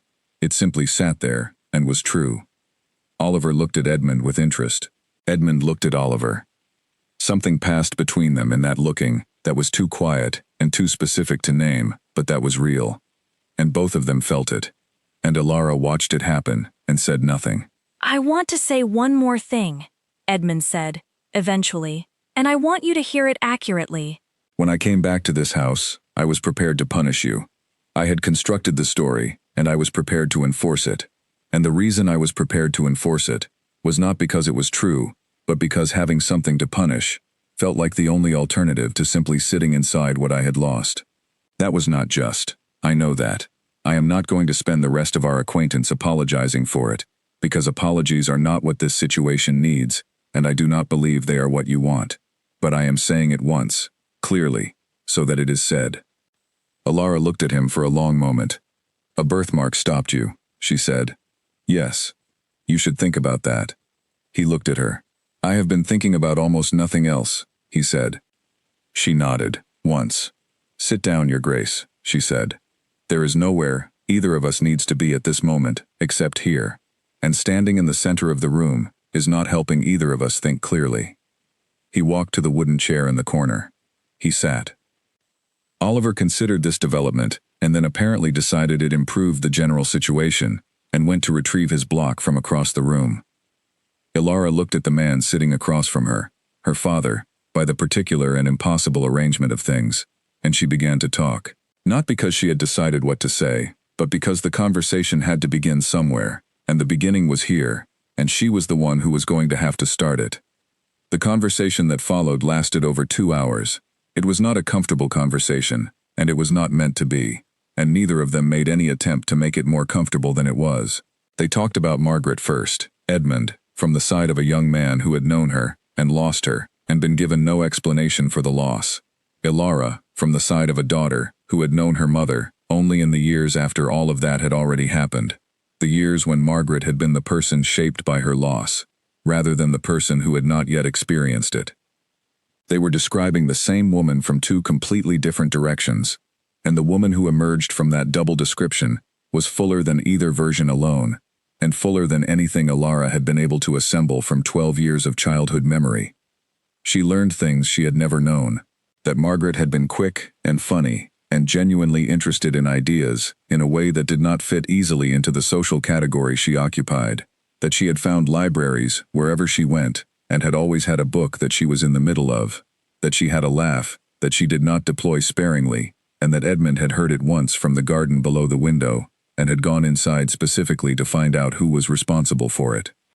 Edmund learned things he had not known, that Margaret had been a patient and thorough teacher, despite having no formal training in teaching, that she had walked Alara to school every morning for 5 years in all weather, that she had developed a method for mending that was so precise it was sometimes better than the original seam, that she had died in the winter at the age of 35, from a lung illness that came on fast and did not give either of them enough time to prepare, that Alara had been 12 years old and had been cared for afterward by a neighbor who was kind, but who was not Margaret, and could not have been Margaret, and that the absence of Margaret had been something Alara had carried alone since then, without anyone to share the specific shape of it with. They talked about Arthur too, eventually, because Arthur was the person both of them had lost, and the loss was connected to everything else, and it could not be left out of the room. They talked about him carefully, from their different positions. Edmund, from the side of a father who had loved his son from a distance, that he understood, in retrospect, had been larger than he intended, and Alara, from the side of a woman who had known him closely and specifically, and who understood particular things about him that Edmund had never had access to. They were very different accounts of the same person, and the person who emerged from both of them together was someone larger than either account alone, and that larger version of Arthur sat in the room with them as they talked, not as a ghost or a weight, but as a presence that was simply, factually, no longer possible to touch. When the conversation came to a natural pause, both of them were quiet for a while, and Oliver was asleep on the bed behind Ilara, having negotiated himself into a nap by the direct method of simply lying down and closing his eyes, which was his approach to sleep, on days when he had finally concluded that sleeping was the correct decision. "I am going to need some time," Ilara said eventually. "Yes," Edmund said. "Not because I do not believe you. I believe you. The information fits, and you have no reason to fabricate it. But understanding something is true, and knowing what to do with that truth being true, are two different things, and the second one takes more time than the first. I understand that. I will come to you when I am ready to discuss what comes next. I am not asking to be left entirely alone. I am asking to be given the space to arrive at this in my own time." Edmund stood. He looked at Oliver asleep on the bed, and then at Ilara. "You have it," he said, "whatever time you need." He left. She sat in the quiet room with the sleeping child and the December light moving through the window, and she thought about a woman named Margaret who had worked at a great house in Cumbria in 1839, and who had walked her daughter to school every morning, without exception, and who had never said a word about the man she had loved there, and she thought about whether that silence had been a gift or a deprivation, and she concluded, after a while, that it had probably been both, at different times, and that her mother had made the best decision available to her, with the information she had, and that the best available decision was not always also the right one, and that both of these things could be true at the same time, without either of them canceling the other. She sat with that for a long time in the December room, and Oliver slept, and the house moved around her in its ordinary afternoon way. The formal legal proceedings against Casson opened in January 1872, in a courthouse 40 miles from Aldenmere, in a room with high windows and wooden benches worn smooth by 3 decades of use. Edmund attended every day of the proceedings, arriving before the gallery filled and sitting in the appropriate section, with Cornelius beside him, watching the process unfold with the contained attention of a man who has understood that his role here is to be present and not to intervene, to witness and not to perform. Casson sat at the defendant's table with the particular blankness of a person who has already, in some interior fashion, completed the process and is now simply moving through its external requirements. He did not look across the room at Edmund. He did not look at the witnesses when they gave their accounts. He looked mostly at the table in front of him, or at the middle distance, somewhere slightly above the heads of the people in the room, the focused on nothing gaze of a person who has retreated to somewhere inside themselves, where the proceedings cannot fully reach. He had worked in the Hargrove household for 9 years. Edmund sat in the gallery and thought about that. 9 years of Casson moving through the rooms of Aldenmere with the quiet efficiency of someone who was trusted because he was unobtrusive, and was unobtrusive because he wanted to be trusted. 9 years of learning the household's rhythms and its accounts, and its systems, and its vulnerabilities. 9 years of establishing himself as a reliable and inconspicuous fixture of the place, the kind of person whose presence was simply assumed, and whose absence would not be noticed for days. Arthur had noticed. That was the thing. Arthur, who had been 23 years old, and did not have 30 years of managing people and estates and situations, had noticed that something was wrong, and had been careful about noticing it, and had written it down in 7 letters that he had kept in a drawer, because he was not yet ready to speak it aloud, but understood that the speaking of it might become urgent before he was ready. Edmund thought about those letters often. He thought about them during the breaks in the proceedings, sitting in a corridor on a hard wooden bench with a cup of tea going cold in his hand. He thought about the particular character they revealed in his son, the caution, the methodical building of evidence, the unwillingness to name someone without something solid to support the naming. He had always known Arthur was careful. He had sometimes worried that the carefulness bordered on something that made things harder for Arthur than they needed to be, a kind of excess of consideration that prevented him from acting at moments when action would have served him better. Now he understood that the carefulness had not been a failure. It had been Arthur understanding precisely the situation he was in and choosing the most responsible approach to it. Arthur had been right about almost everything. He had been right about the accounts. He had been right about Casson. He had been right that the situation was connected to the neighboring family's long-standing interest in the eastern property. He had been right that the person to tell was Edmund, and he had been working toward telling Edmund when the opportunity to do so was taken from him. The proceedings produced their outcome in March. Casson was convicted on the financial charges, and the medical evidence regarding Arthur's death was formally entered into the record and weighed by the court alongside the financial evidence. The result was a sentence of imprisonment and ordered restitution of the funds removed from the estate, to the extent that restitution was possible. The neighboring family's involvement was referred to a separate inquiry that Edmund's solicitor was managing with the thorough efficiency of someone who understood that thoroughness was the only appropriate response. On the final day of the proceedings, after the sentencing was delivered, Edmund walked out of the courthouse into the March afternoon and stood beside his carriage for a moment before getting in. He looked at the courthouse behind him. An ordinary-looking building. Cold stone, high windows, wooden benches worn smooth, the kind of building where things were concluded that could not be concluded anywhere else. He got in the carriage and rode back to Aldenmere. The estate in March was a different thing from the estate in November. The light had changed its quality entirely, coming from a different angle now, with more intention behind it, and the garden that had been frozen and bare when Edmund first returned was showing the first definite signs of the year deciding to go on. Green at the edges of things. The roses along the south wall were budding earlier than they had in several years, and Mrs. Hollis, who noticed these things with the accurate attention of a person who had been reading the same garden for 3 decades, said this meant the summer would be good. Edmund was standing at the window of his study, looking at the garden, when Cornelius knocked and came in to say that Miss Voss was asking to see him at his convenience. He said he would come to her, and went. Alara was in the sitting room of the south wing, seated at the table near the window, with the light coming in across her hands, which were folded on the table in the composed and deliberate way she held herself when she was about to say something she had prepared carefully. Oliver was not in the room.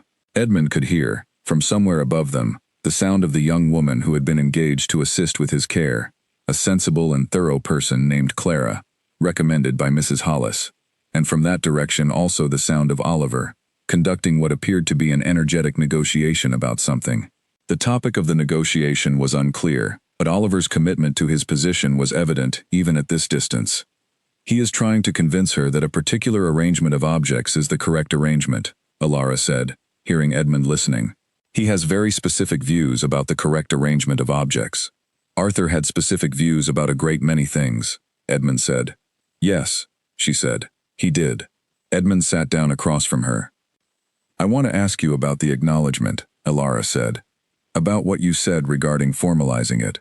I have been thinking about it since you raised it, and I want to understand what it actually means before I decide. He explained it. He was careful about the explanation, because he had thought about how to explain it clearly, and because the details of what acknowledgement meant in practical and legal terms were not simple, and she deserved to understand them precisely, rather than approximately. What it would mean for her status in relation to the estate. What it would mean for Oliver. What it would be recorded as, and where, and who would have access to the record. He was honest that it would be a private acknowledgement and not a public one, unless she decided otherwise at some later point.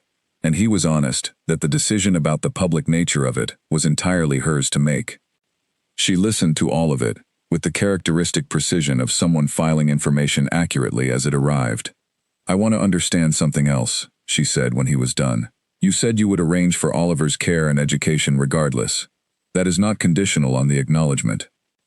Correct. That is already arranged and will not change under any circumstances. Then the acknowledgement is something separate from the practical arrangements. Yes. It is about the truth being recorded somewhere. Yes. She was quiet for a moment, looking at her hands. My mother spent her life with no way to say who she had been, she said. Who she was, to the person she had been with. She had no record of it. She had no document. She had only the fact of it, which she carried alone, and which died with her. She looked at him. I do not want to do the same thing.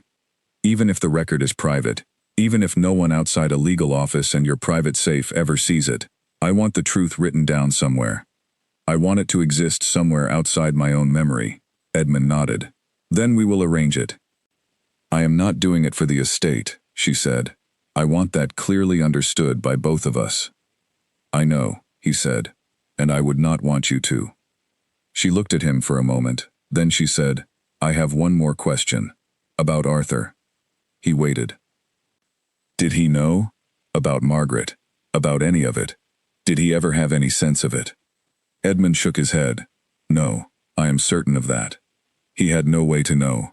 I did not know until weeks ago. There was no information available to him that would have led him there. Alara nodded slowly.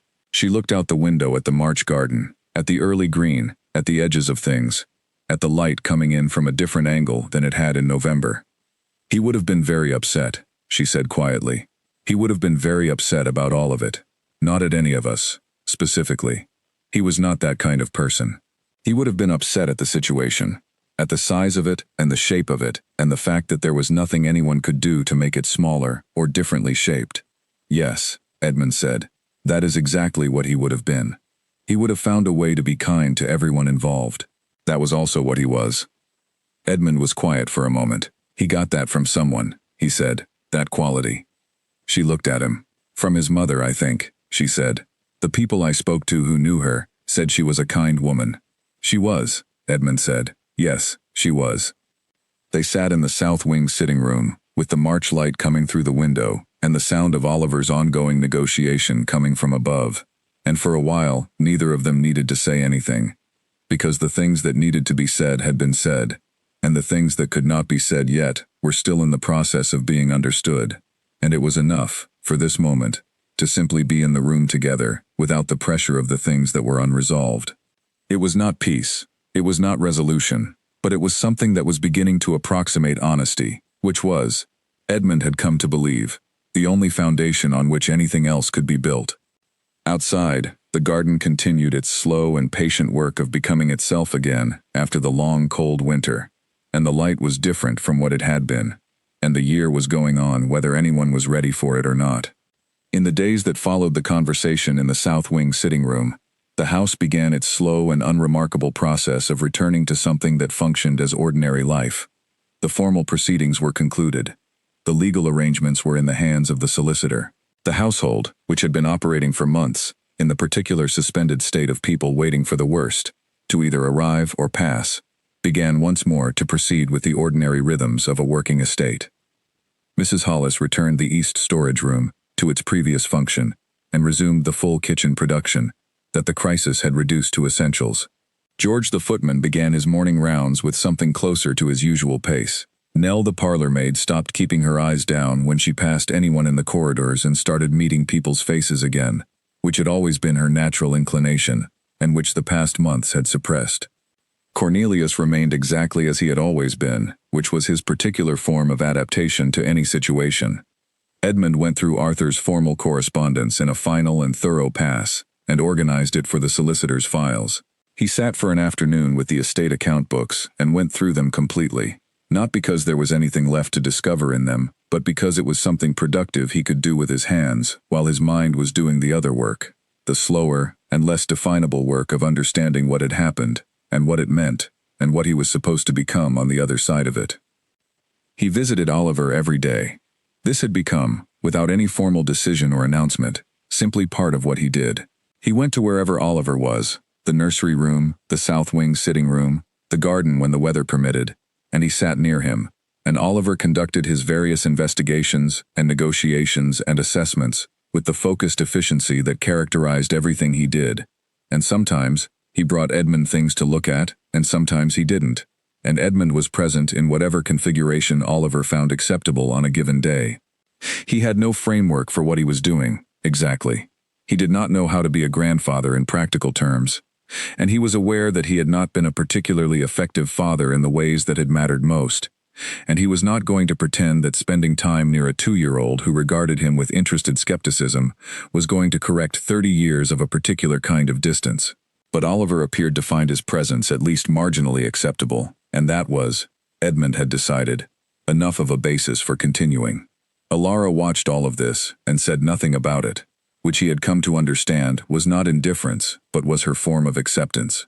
The same way she accepted other things that she had decided were all right, without making a performance of the acceptance, without requiring the other person to know they were being accepted, simply allowing the thing to exist in her space without opposition. He appreciated it more than he could have said. The document was arranged.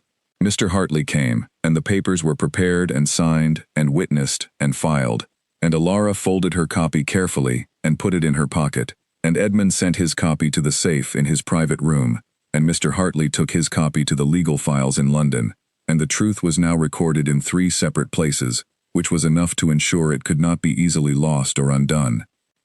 When Hartley left, Edmund made tea. This was not something he normally did, the making of tea being firmly within the staff's domain, and not something he would typically have undertaken himself. But it was a Wednesday afternoon, and Mrs. Hollis was dealing with a kitchen matter, and the footman was occupied, and Edmund found himself in the kitchen, with the kettle and 2 cups, and decided to make the tea himself. It took longer than he expected, and the result was adequate if not exceptional. He brought it to the south wing sitting room on a tray, and set it on the table, and they drank it together, and neither of them mentioned that he had made it himself, which was another form of the same acceptance that he was beginning to understand was one of Ilara's most characteristic qualities. "I am going to Westbury next week," she said, holding her cup. "I want to see the house again before I make the final decision." "Of course," Edmund said. "I have thought about what you said, about the transfer, about it being fully mine." "Yes. I want that," she said. "I want it to be mine, in the complete sense, not a tenancy, not an arrangement, mine. That is what I intended." She looked at him. "Good," she said. "Then we are in agreement." They drank their tea in the south wing sitting room, and the March light came in at the long angle of early spring, and Oliver could be heard from upstairs, engaged in something that required, apparently, a great deal of movement, and a moderate amount of commentary. Edmund set down his cup. "I want to give you something before you go to Westbury," he said. "I have been waiting for the right time, and I am not sure there is a right time for it, so I am simply going to give it to you." She looked at him. "Tomorrow," he said. "Come to my study tomorrow evening." She nodded once. He picked up his cup again. The tea was the appropriate temperature. The afternoon was continuing in its measured way. Outside, the garden was proceeding with the patient and businesslike work of spring, which had no particular interest in whether the people looking at it were ready for it, and was going to happen regardless. Ilara came to the study the following evening just after 7, when the household had settled into the quiet that came after dinner, the particular stillness of a large house, in the hours between the end of one day's activity and the beginning of the next morning's. Edmund was at his desk when she knocked, and he told her to come in, and she came in and closed the door behind her, and looked around the room, in the way she had of looking at spaces when she entered them, noting the arrangement, the objects, the light, the particular way a room organized itself around the person who worked in it. He had the box on the desk. He had brought it down from his private room that morning, and had left it sitting on the desk all day, which meant he had been looking at it at intervals between other work, which meant the day had been a certain kind of day. "Sit down," he said. She sat across from him. He picked up the box and set it in front of her on the desk. "Open it," he said. She looked at him for a moment. Then she put her hands on the box and lifted the lid. Inside, lying in the space where it had rested for 30 years, was the miniature portrait. She picked it up and held it in both hands and looked at it. Edmund watched her look at it. He had thought, in the months since he found the connection and understood what it meant, about what it would be like to give the portrait to Ilara. He had thought it would feel like returning something that had been taken. He had not quite prepared for the way it actually felt, which was something more complicated. The giving away of something that had been the last private possession of a feeling he had carried for 3 decades, and the understanding that giving it away was correct, and was the right thing to do, and was also, at the same time, genuinely difficult. He watched her look at her mother's face. "She looks younger here than I remember her," Ilara said, very quietly. "I only had her until I was 12. She was always already this age to me, and older. I never knew the version of her that was 22. "She was 22 when this was painted," Edmund said. "She looks happy." He was quiet for a moment, then he said, "Yes, she was. When I knew her, she was the kind of person who was present in her happiness. She didn't hold it at a remove from herself. She was in it directly." Ilara turned the portrait over in her hands, looked at it from the side, looked at the back, where nothing was written, turned it face up again, and held it in the lamplight. She read to me every night, Ilara said, until she died. Every night without exception, the same quality of attention regardless of how tired she was or what the day had been. I did not understand until much later that this was not something all mothers did, that it was a choice she was making every evening, a decision she renewed. She paused. I understand it better now. I think she was giving me what she had. She was a person for whom reading was. It was the thing that worked the same way regardless of everything else. It was reliable. Edmund listened. She made things reliable for me, Ilara said. Whatever else was uncertain, she made the most important things reliable. I understand now that she was doing that from a position that was not reliable at all. She was alone, and she did not have much, and she was doing it anyway. She was remarkable, Edmund said. He said it simply, without embellishment, because it was true, and because it was the correct thing to offer to the moment. Ilara nodded. She held the portrait carefully and looked at it for a while longer, and then set it on the desk beside her, where she could still see it. She looked at Edmund. You said there was something else, she said. He reached into the desk drawer and took out the letter, the one he had written 30 years ago and sealed and never sent, that had lived in the box under the portrait all this time. He held it toward her. She took it.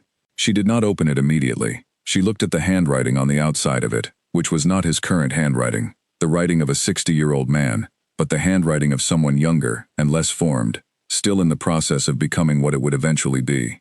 Then she opened it and read it. She read it once and looked up at Edmund and then read it again.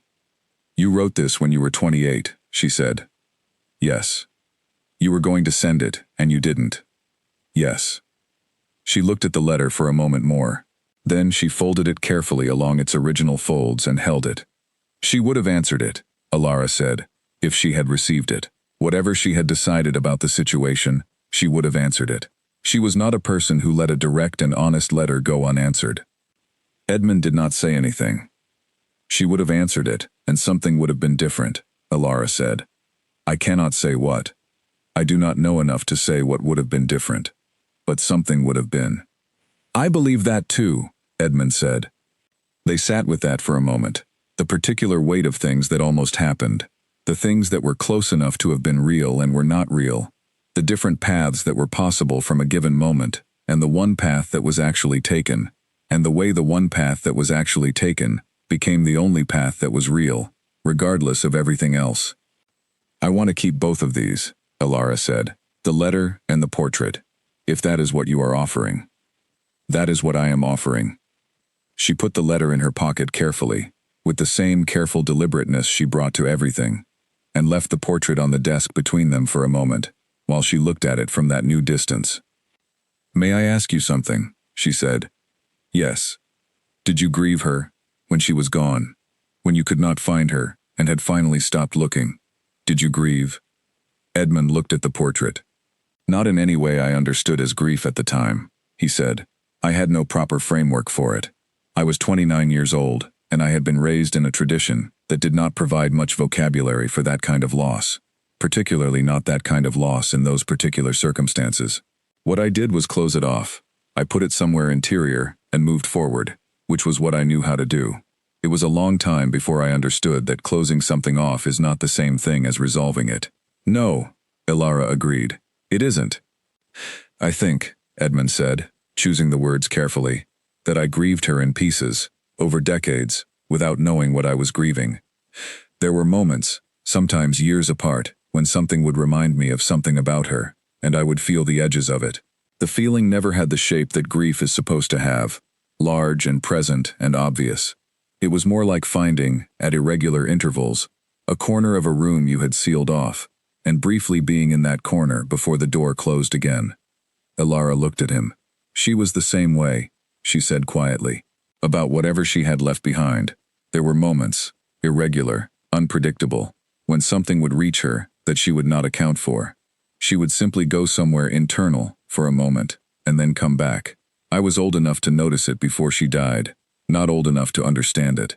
I understand it now. Edmund looked at the portrait on the desk. She knew, he said, whatever she decided about not telling you, whatever reasons she had for the silence, she knew that what she had left behind was real.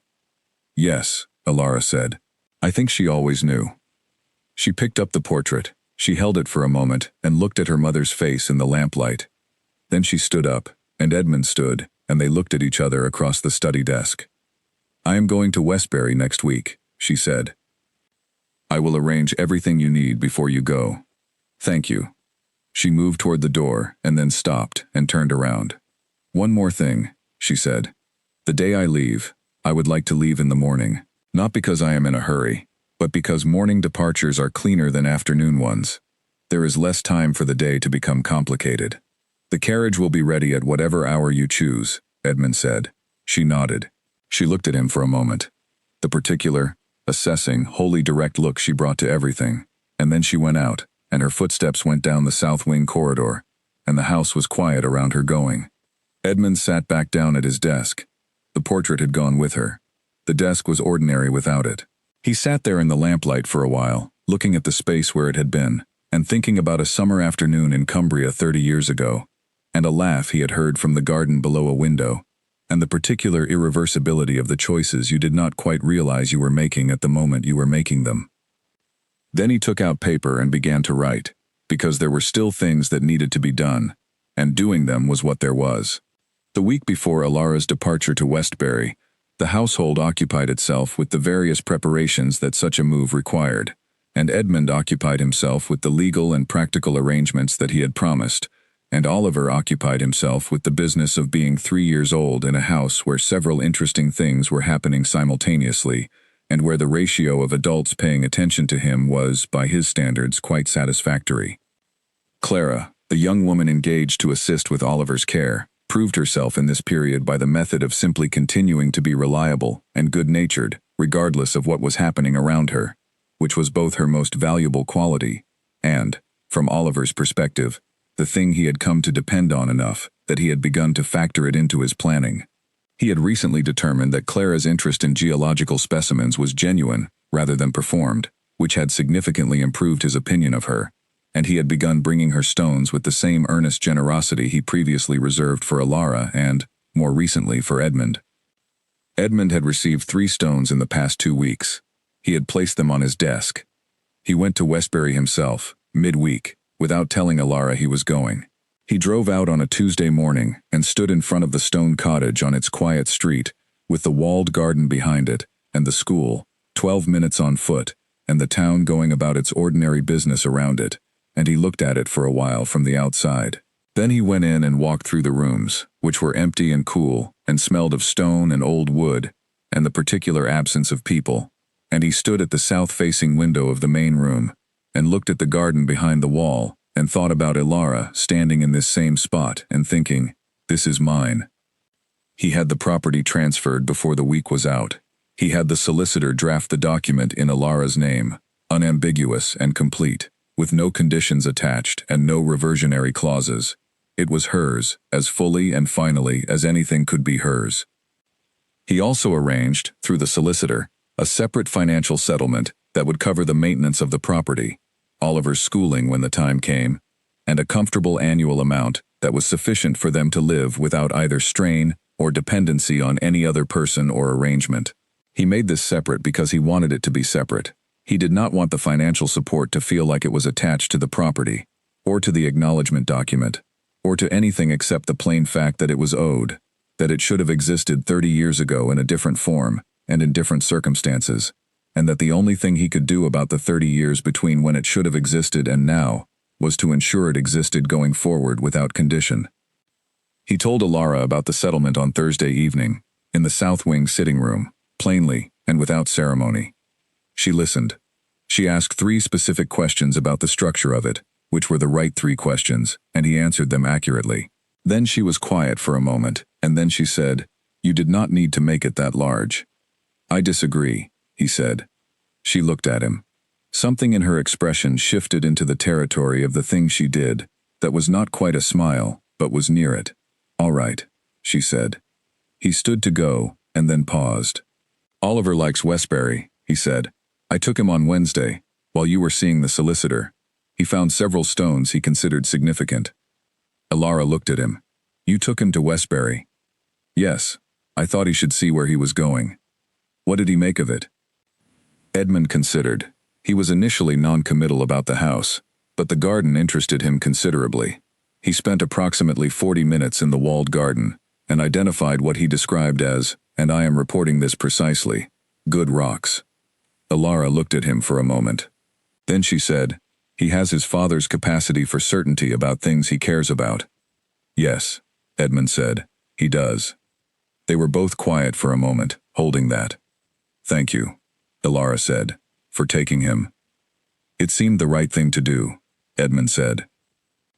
He left her sitting in the south wing sitting room in the April evening light, and he walked back toward his study, and the house was around him in its familiar and unchanged way. The same house it had always been, with all the same rooms and all the same furniture, and all the same particular quality of light in the corridors at this hour, and it was also, at the same time, not quite the same house it had been in November, which was true of most things if you looked at them long enough. He sat at his desk and looked at the 3 stones on the corner of it, and thought that whatever came next, whatever shape the arrangement between him and Alara and Oliver found over the coming months and years, there was something in it that was real, not resolved and not comfortable, but real, which was a better foundation than it might have been, and more than he had had any right to expect, given where he had started. He was, he thought, going to try to be worthy of it.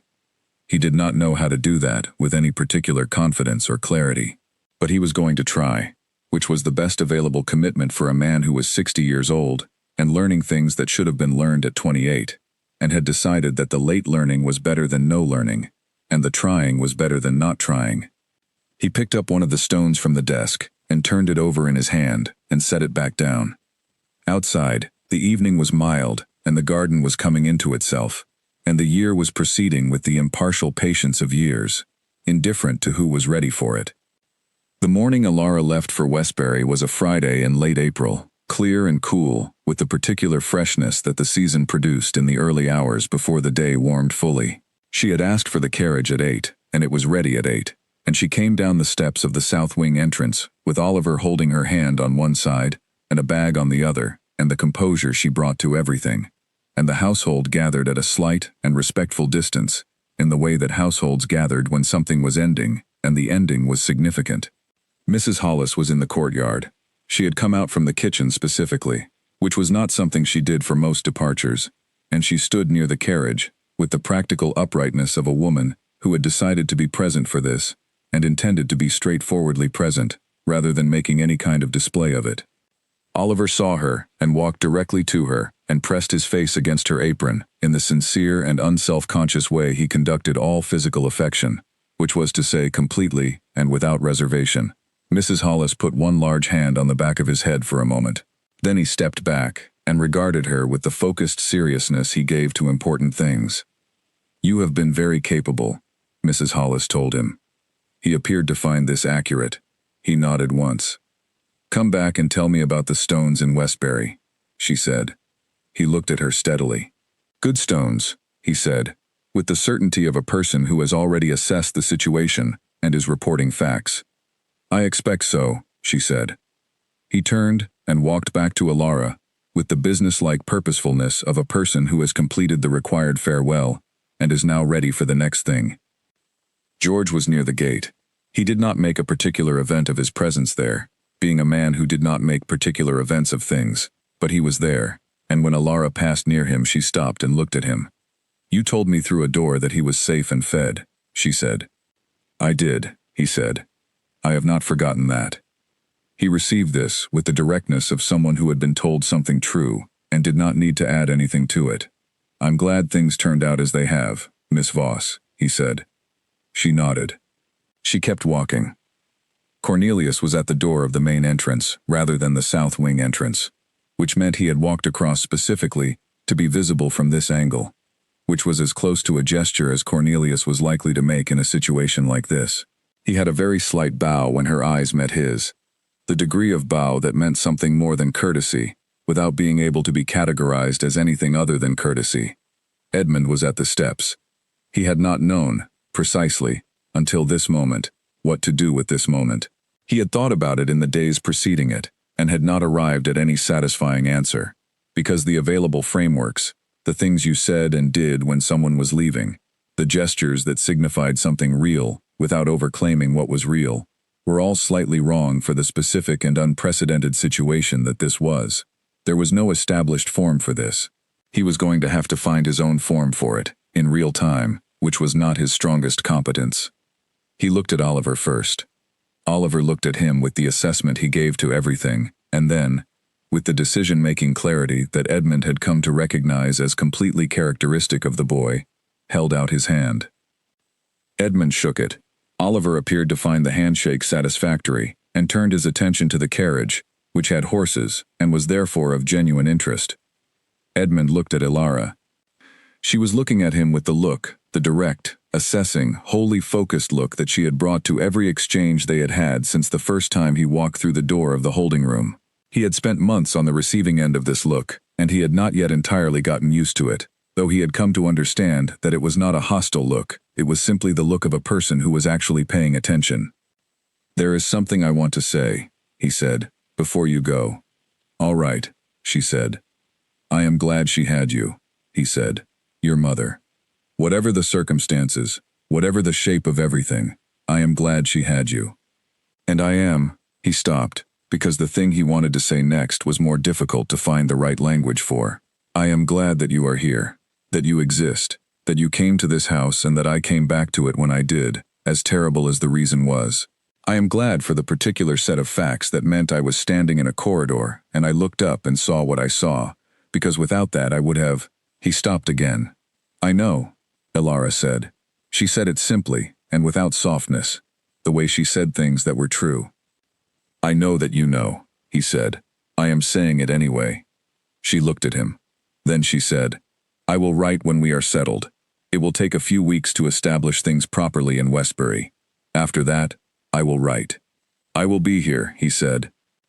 She extended her hand, and he took it, and they shook hands in the way they had shaken hands before, the handshake of two people who were not yet certain exactly what they were to each other, but had decided that whatever it was worth the continued effort of figuring out.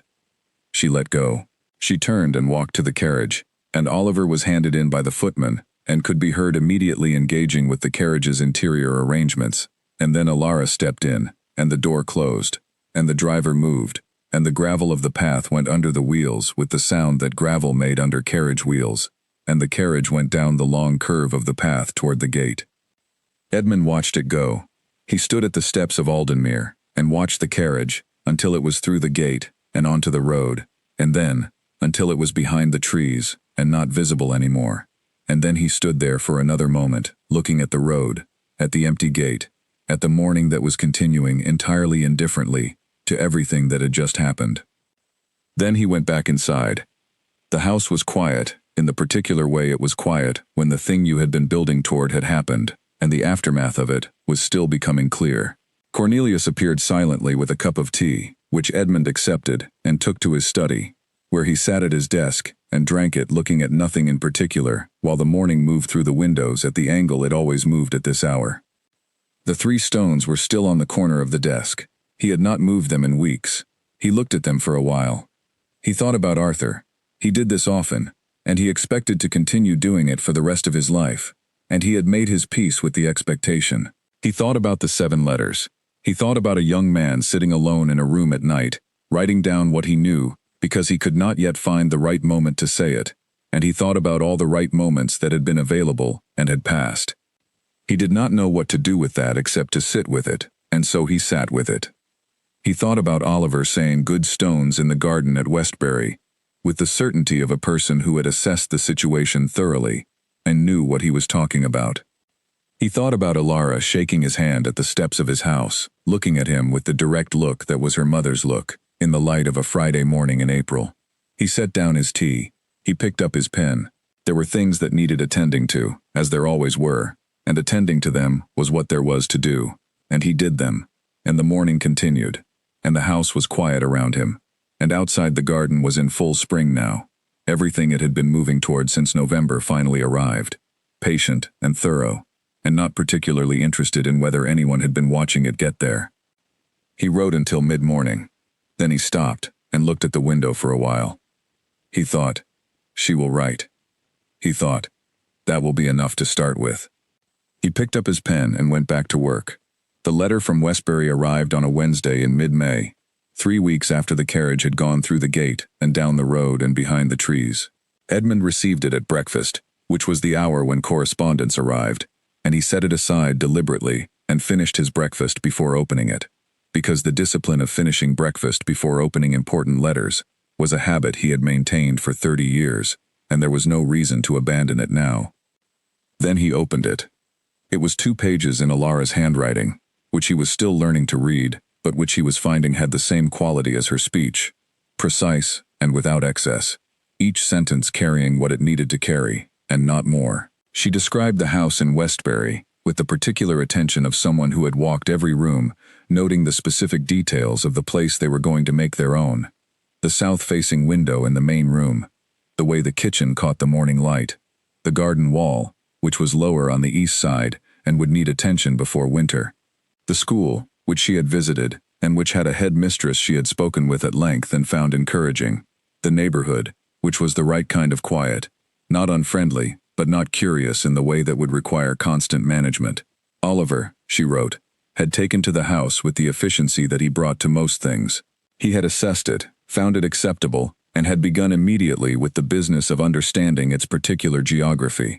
He had discovered a crack in the garden wall, where a previous resident had apparently left a small cache of objects, which Oliver regarded as a discovery of the first order, and had spent an afternoon cataloging. The objects consisted of 3 stones of varying character, 1 brass button, and what appeared to be the handle of a very small and very old knife. He had arranged these in a specific configuration on the kitchen windowsill, and had indicated that their arrangement was correct and should not be adjusted. She was well, she wrote. She was sleeping properly for the first time in months, which she had not realized she had not been doing until she did it again and understood the difference. She was beginning to understand the rhythms of the house and the town. She had introduced herself to the neighbors on both sides, who were cordial and asked no particular questions. The preserved plums from Mrs. Hollis were on the shelf in the kitchen, and she had opened them once, and they were excellent.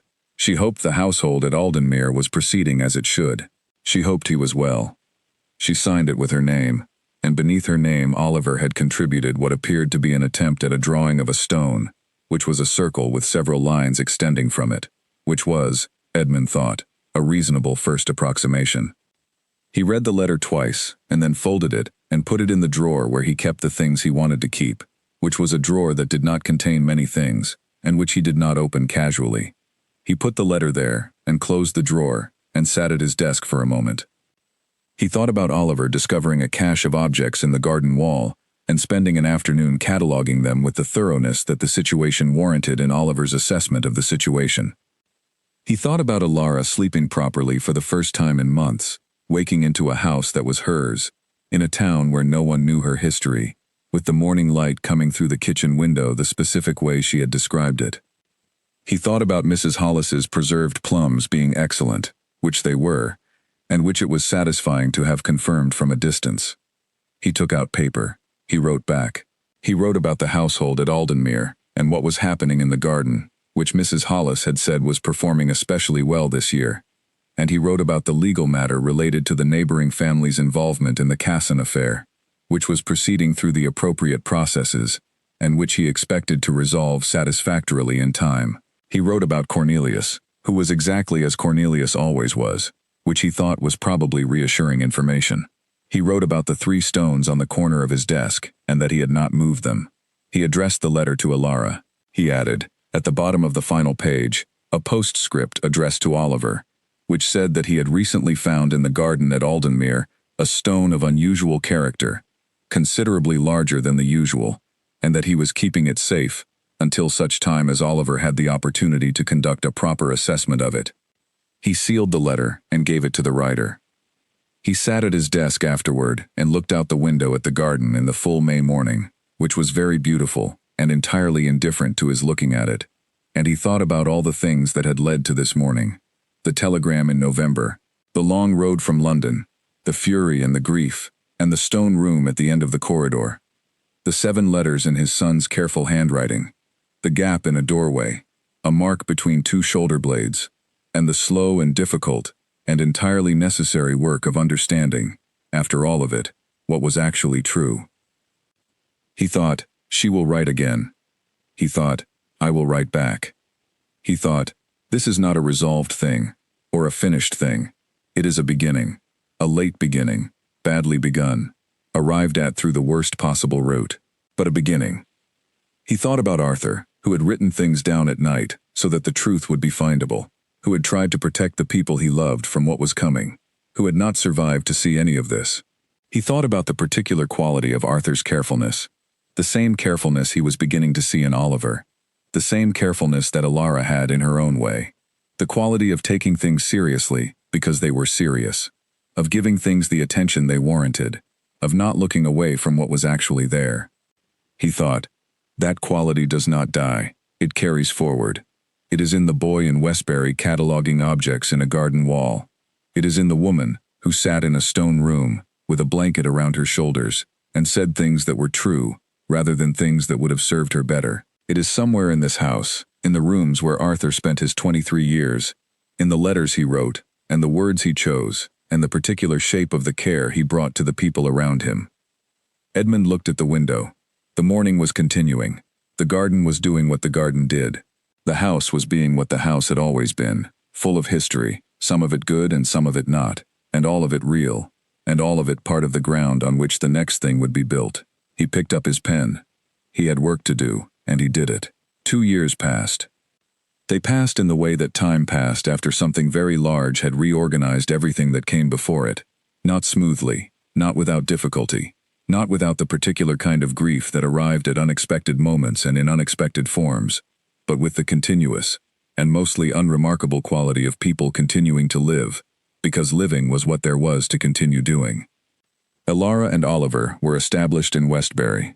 Oliver had started school in September of the first year, attending with the focused seriousness he brought to all new enterprises, and within 3 weeks had formed 2 specific friendships, and had made his views on the teaching of arithmetic clearly known to his teacher, who found him simultaneously challenging and impressive, which was, Alara wrote to Edmund, probably the correct response.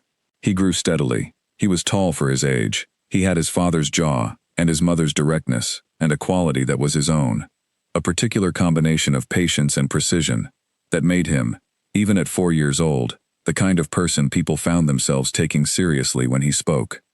Alara found her own way into the town. She made connections carefully, and at her own pace, the way she did everything, and by the end of the first year, she had established herself in the neighborhood as a person who was competent, straightforward, and not particularly interested in gossip, which made her neither broadly popular nor broadly unpopular, but genuinely liked by the people who made an effort to know her. She had begun taking in sewing work, not because she needed to financially, but because she found, to her own slight surprise, that she wanted to. That she wanted the particular discipline of a skill being used well, and the particular satisfaction of making something correctly from a difficult starting material. She thought about her mother when she sewed. She did not write this to Edmund, but she thought it, and she understood that this was one of the ways her mother was still present in her life, in the work of the hands and the patience required for it, and the deep and reliable satisfaction of a thing done precisely. Edmund had come to Westbury twice in those 2 years. Both visits had been arranged by letter and confirmed well in advance, and both had been conducted with the measured and honest awkwardness of people who were working out how to be in a relationship that did not have an existing form to refer to. He had stayed at the inn 2 streets over rather than in the house, because staying in the house would have required a kind of intimacy of presence that neither of them was ready for, and the inn was appropriate and comfortable, and served an acceptable breakfast, which Edmund had mentioned in his letter after the first visit, as if the quality of the breakfast were a reasonable metric of how the whole thing had gone. Alara had found this detail unexpectedly endearing. On both visits he had spent time with Oliver, which was easier than spending time with Alara in some ways, and harder in others. Easier because Oliver had no complicated feelings about any of it, and simply assessed Edmund as a person who showed up at intervals, and was consistently interested in stones, and was willing to take his views seriously, which were the primary criteria Oliver applied to adults. Harder because Edmund could see Arthur and Oliver with a completeness and specificity that he could not see anywhere else, and that seeing was not only consolation. The third visit, 18 months into the arrangement, Edmund had brought something, He had told Alara in advance that he was bringing something, in the letter that arranged the visit, and she had written back that she understood, and he had arrived with a small wooden box that he set on the kitchen table and left there until the appropriate moment. The appropriate moment was after dinner, when Oliver had been put to bed and the kitchen was quiet, and there was tea on the table, and the evening light was coming through the south-facing window in the particular way it did at that hour. He pushed the box across the table toward her. She opened it. Inside was a miniature portrait, smaller than the one of Margaret, but the same style, the same era. The subject was a young man of perhaps 20, narrow-faced, dark-haired, with the particular quality of contained seriousness that had always been Arthur's most recognizable characteristic. Edmund had had it commissioned from a painter in London who specialized in portrait work, working from a daguerreotype that Cornelius had found in the household records, a formal photograph taken the year Arthur turned 21. Alara held the portrait and looked at it for a long time without speaking. He was 21 in this, Edmund said. I was told this was the clearest photograph of him in the collection. The painter said it was good work to paint from. Alara nodded. She kept looking. I should have commissioned it sooner, Edmund said. I kept finding reasons to wait, and none of the reasons were actually adequate. You commissioned it, she said. That is what matters.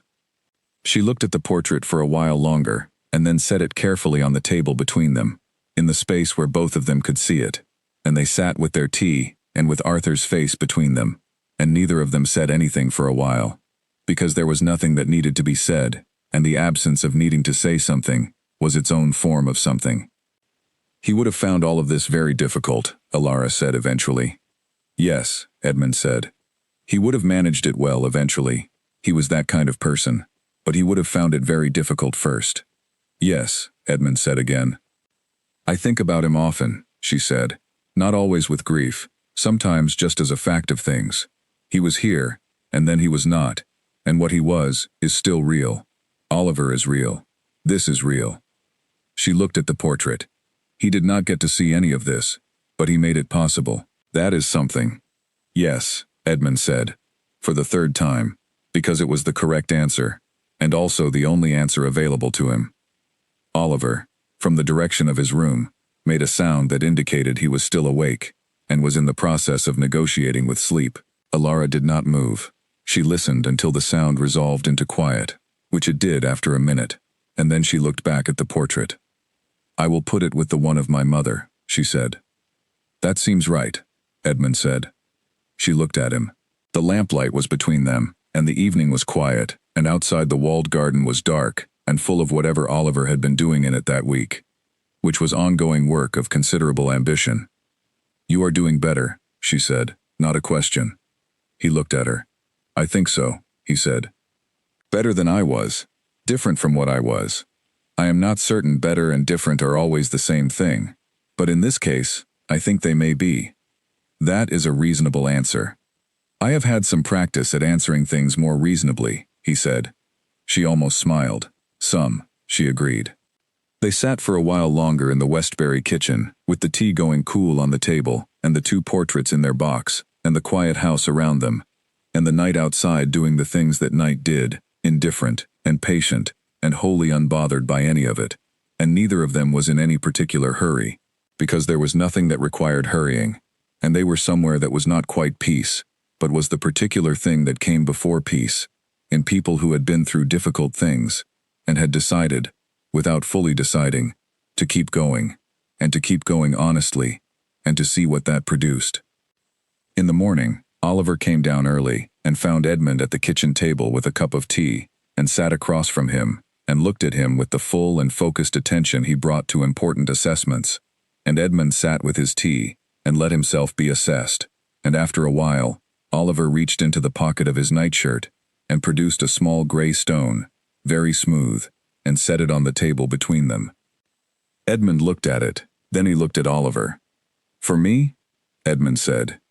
Oliver looked at him steadily. Yes, he said, with the certainty of a person who has thought the matter through, and is reporting a conclusion. Edmund picked up the stone. He turned it over in his hand. He set it down. Thank you, he said. Oliver appeared to find this the correct response. He got down from the chair, and went to investigate the kitchen garden, which had things in it that needed investigating at this hour. Edmund sat at the kitchen table in Westbury, with his tea and the stone and the morning coming in through the window, and he thought about a woman named Margaret, who had given her daughter everything she had, and had walked her to school every morning without exception, and a young man named Arthur, who had written things down in the dark so the truth would be findable, and a woman named Alara, who had sat in a stone room with a blanket around her shoulders and said things that were true rather than things that would have been easier, and a small boy in the garden who gave people stones when he had decided they were acceptable, and the long and difficult and honest road that had led from a November morning with a carriage on the gravel to this kitchen in this morning in May. He did not know what the next thing was. He knew there would be one, and that it would require the same honesty as everything that had come before it, and that the honesty was not comfortable, and was also the only thing that had worked, and the only thing worth continuing with. He picked up the stone again. He held it. Outside, Oliver had found something of interest in the far corner of the garden, and was assessing it with the full resources of his considerable attention. The morning was going on. So were they. In the autumn of that second year, Alara did something she had not entirely planned in advance, and had not warned Edmund about. She went to Cumbria. She went alone, taking the train north, and then a hired carriage the rest of the way, leaving Oliver in Clara's capable care for 3 days. She had written to the records office of the county the previous month, and had received confirmation that the parish registers for the relevant years were accessible, and she had made the arrangements, and then had not mentioned them to Edmund, not because she was hiding them, but because she understood, without having to think about it too carefully, that this particular piece of the thing she needed to do was hers to do alone. The Hargrove estate in Cumbria was still a Hargrove property, managed at a distance and tenanted to a farming family who had been there for a decade. She did not go to the estate itself. She went to the village nearby, which had the church with the parish register, and she went to the church and asked the vicar, who was a young man with earnest eyes, who clearly felt the weight of the request without fully understanding it, if she could look at the registers for the years 1839 to 1843. He brought them. She sat at the table in the vestry and went through them page by page, running her finger down the columns of names and dates in the careful handwriting of the previous incumbent. And on the 14th page of the 1839 register, she found Margaret Voss, listed as a new resident of the parish. Occupation seamstress. Place of employment, the Hargrove estate. She put her finger on the name and held it there for a moment. Then she went forward through the pages to the 1842 register and found the record of Margaret's departure from the parish. A single line. M. Voss, departed for personal circumstances, April 1842. No destination. No further information. The laconic record of an exit that had been arranged to produce exactly that kind of record. Clean, uninformative, sufficient only for the administrative purpose of noting that a person was no longer where they had been. She closed the register. She sat in the vestry for a while, with her hands folded on the table, looking at the closed register, and she thought about her mother arriving in this parish in 1839, young and employed, and probably somewhat frightened by the scale of the place she had come to work, and living here for 3 years, and leaving in April 1842, with a payment in her pocket, and a silence she would carry for the rest of her life, and going south, and eventually stopping, and making a life, and raising a daughter, who was now sitting in this vestry, 30 years later, with her hands on the register, having taken the train from Westbury. The vicar offered her tea. She accepted it. She sat with the tea in the vestry, and thought about circularity, about the way certain things moved in circles rather than lines, about her mother walking into this parish, and her daughter walking into this same parish, 30 years later, from a completely different direction, and arriving at the same place. She thanked the vicar, and went out and walked in the village for an hour, which was a small stone village, with a green, and a pub, and a school, and a row of houses along the main road, and not much else, which was also probably very similar to what it had been when her mother lived here. She bought a cup of tea at the pub, and drank it looking out the window at the green, and thought about Margaret looking at the same green on autumn mornings, walking to the estate and back, living the ordinary days of an ordinary life in an ordinary village, while the extraordinary thing was happening inside it. She stayed one night at the inn and took the train south the next morning. She wrote to Edmund from Westbury that week. She told him about Cumbria, the church, the register, the vicar with the earnest eyes, the village that had probably not changed very much in 30 years. She did not tell him why she had gone, without mentioning it in advance, because she thought he probably understood without being told. She was right. His reply came the following week. It said, among other things, that he thought her going was the right thing, and that he was glad she had gone, and that he wished he had gone with her, and that he was not sure his being there would have been right for the occasion, but that he wished it nonetheless. He said that he had taken the stone Oliver had given Edmund in the kitchen in May, and had placed it on the corner of his desk with the other 3, and that the desk now had 4 stones on it, which made it feel different from the desk it had been before, and that different felt correct.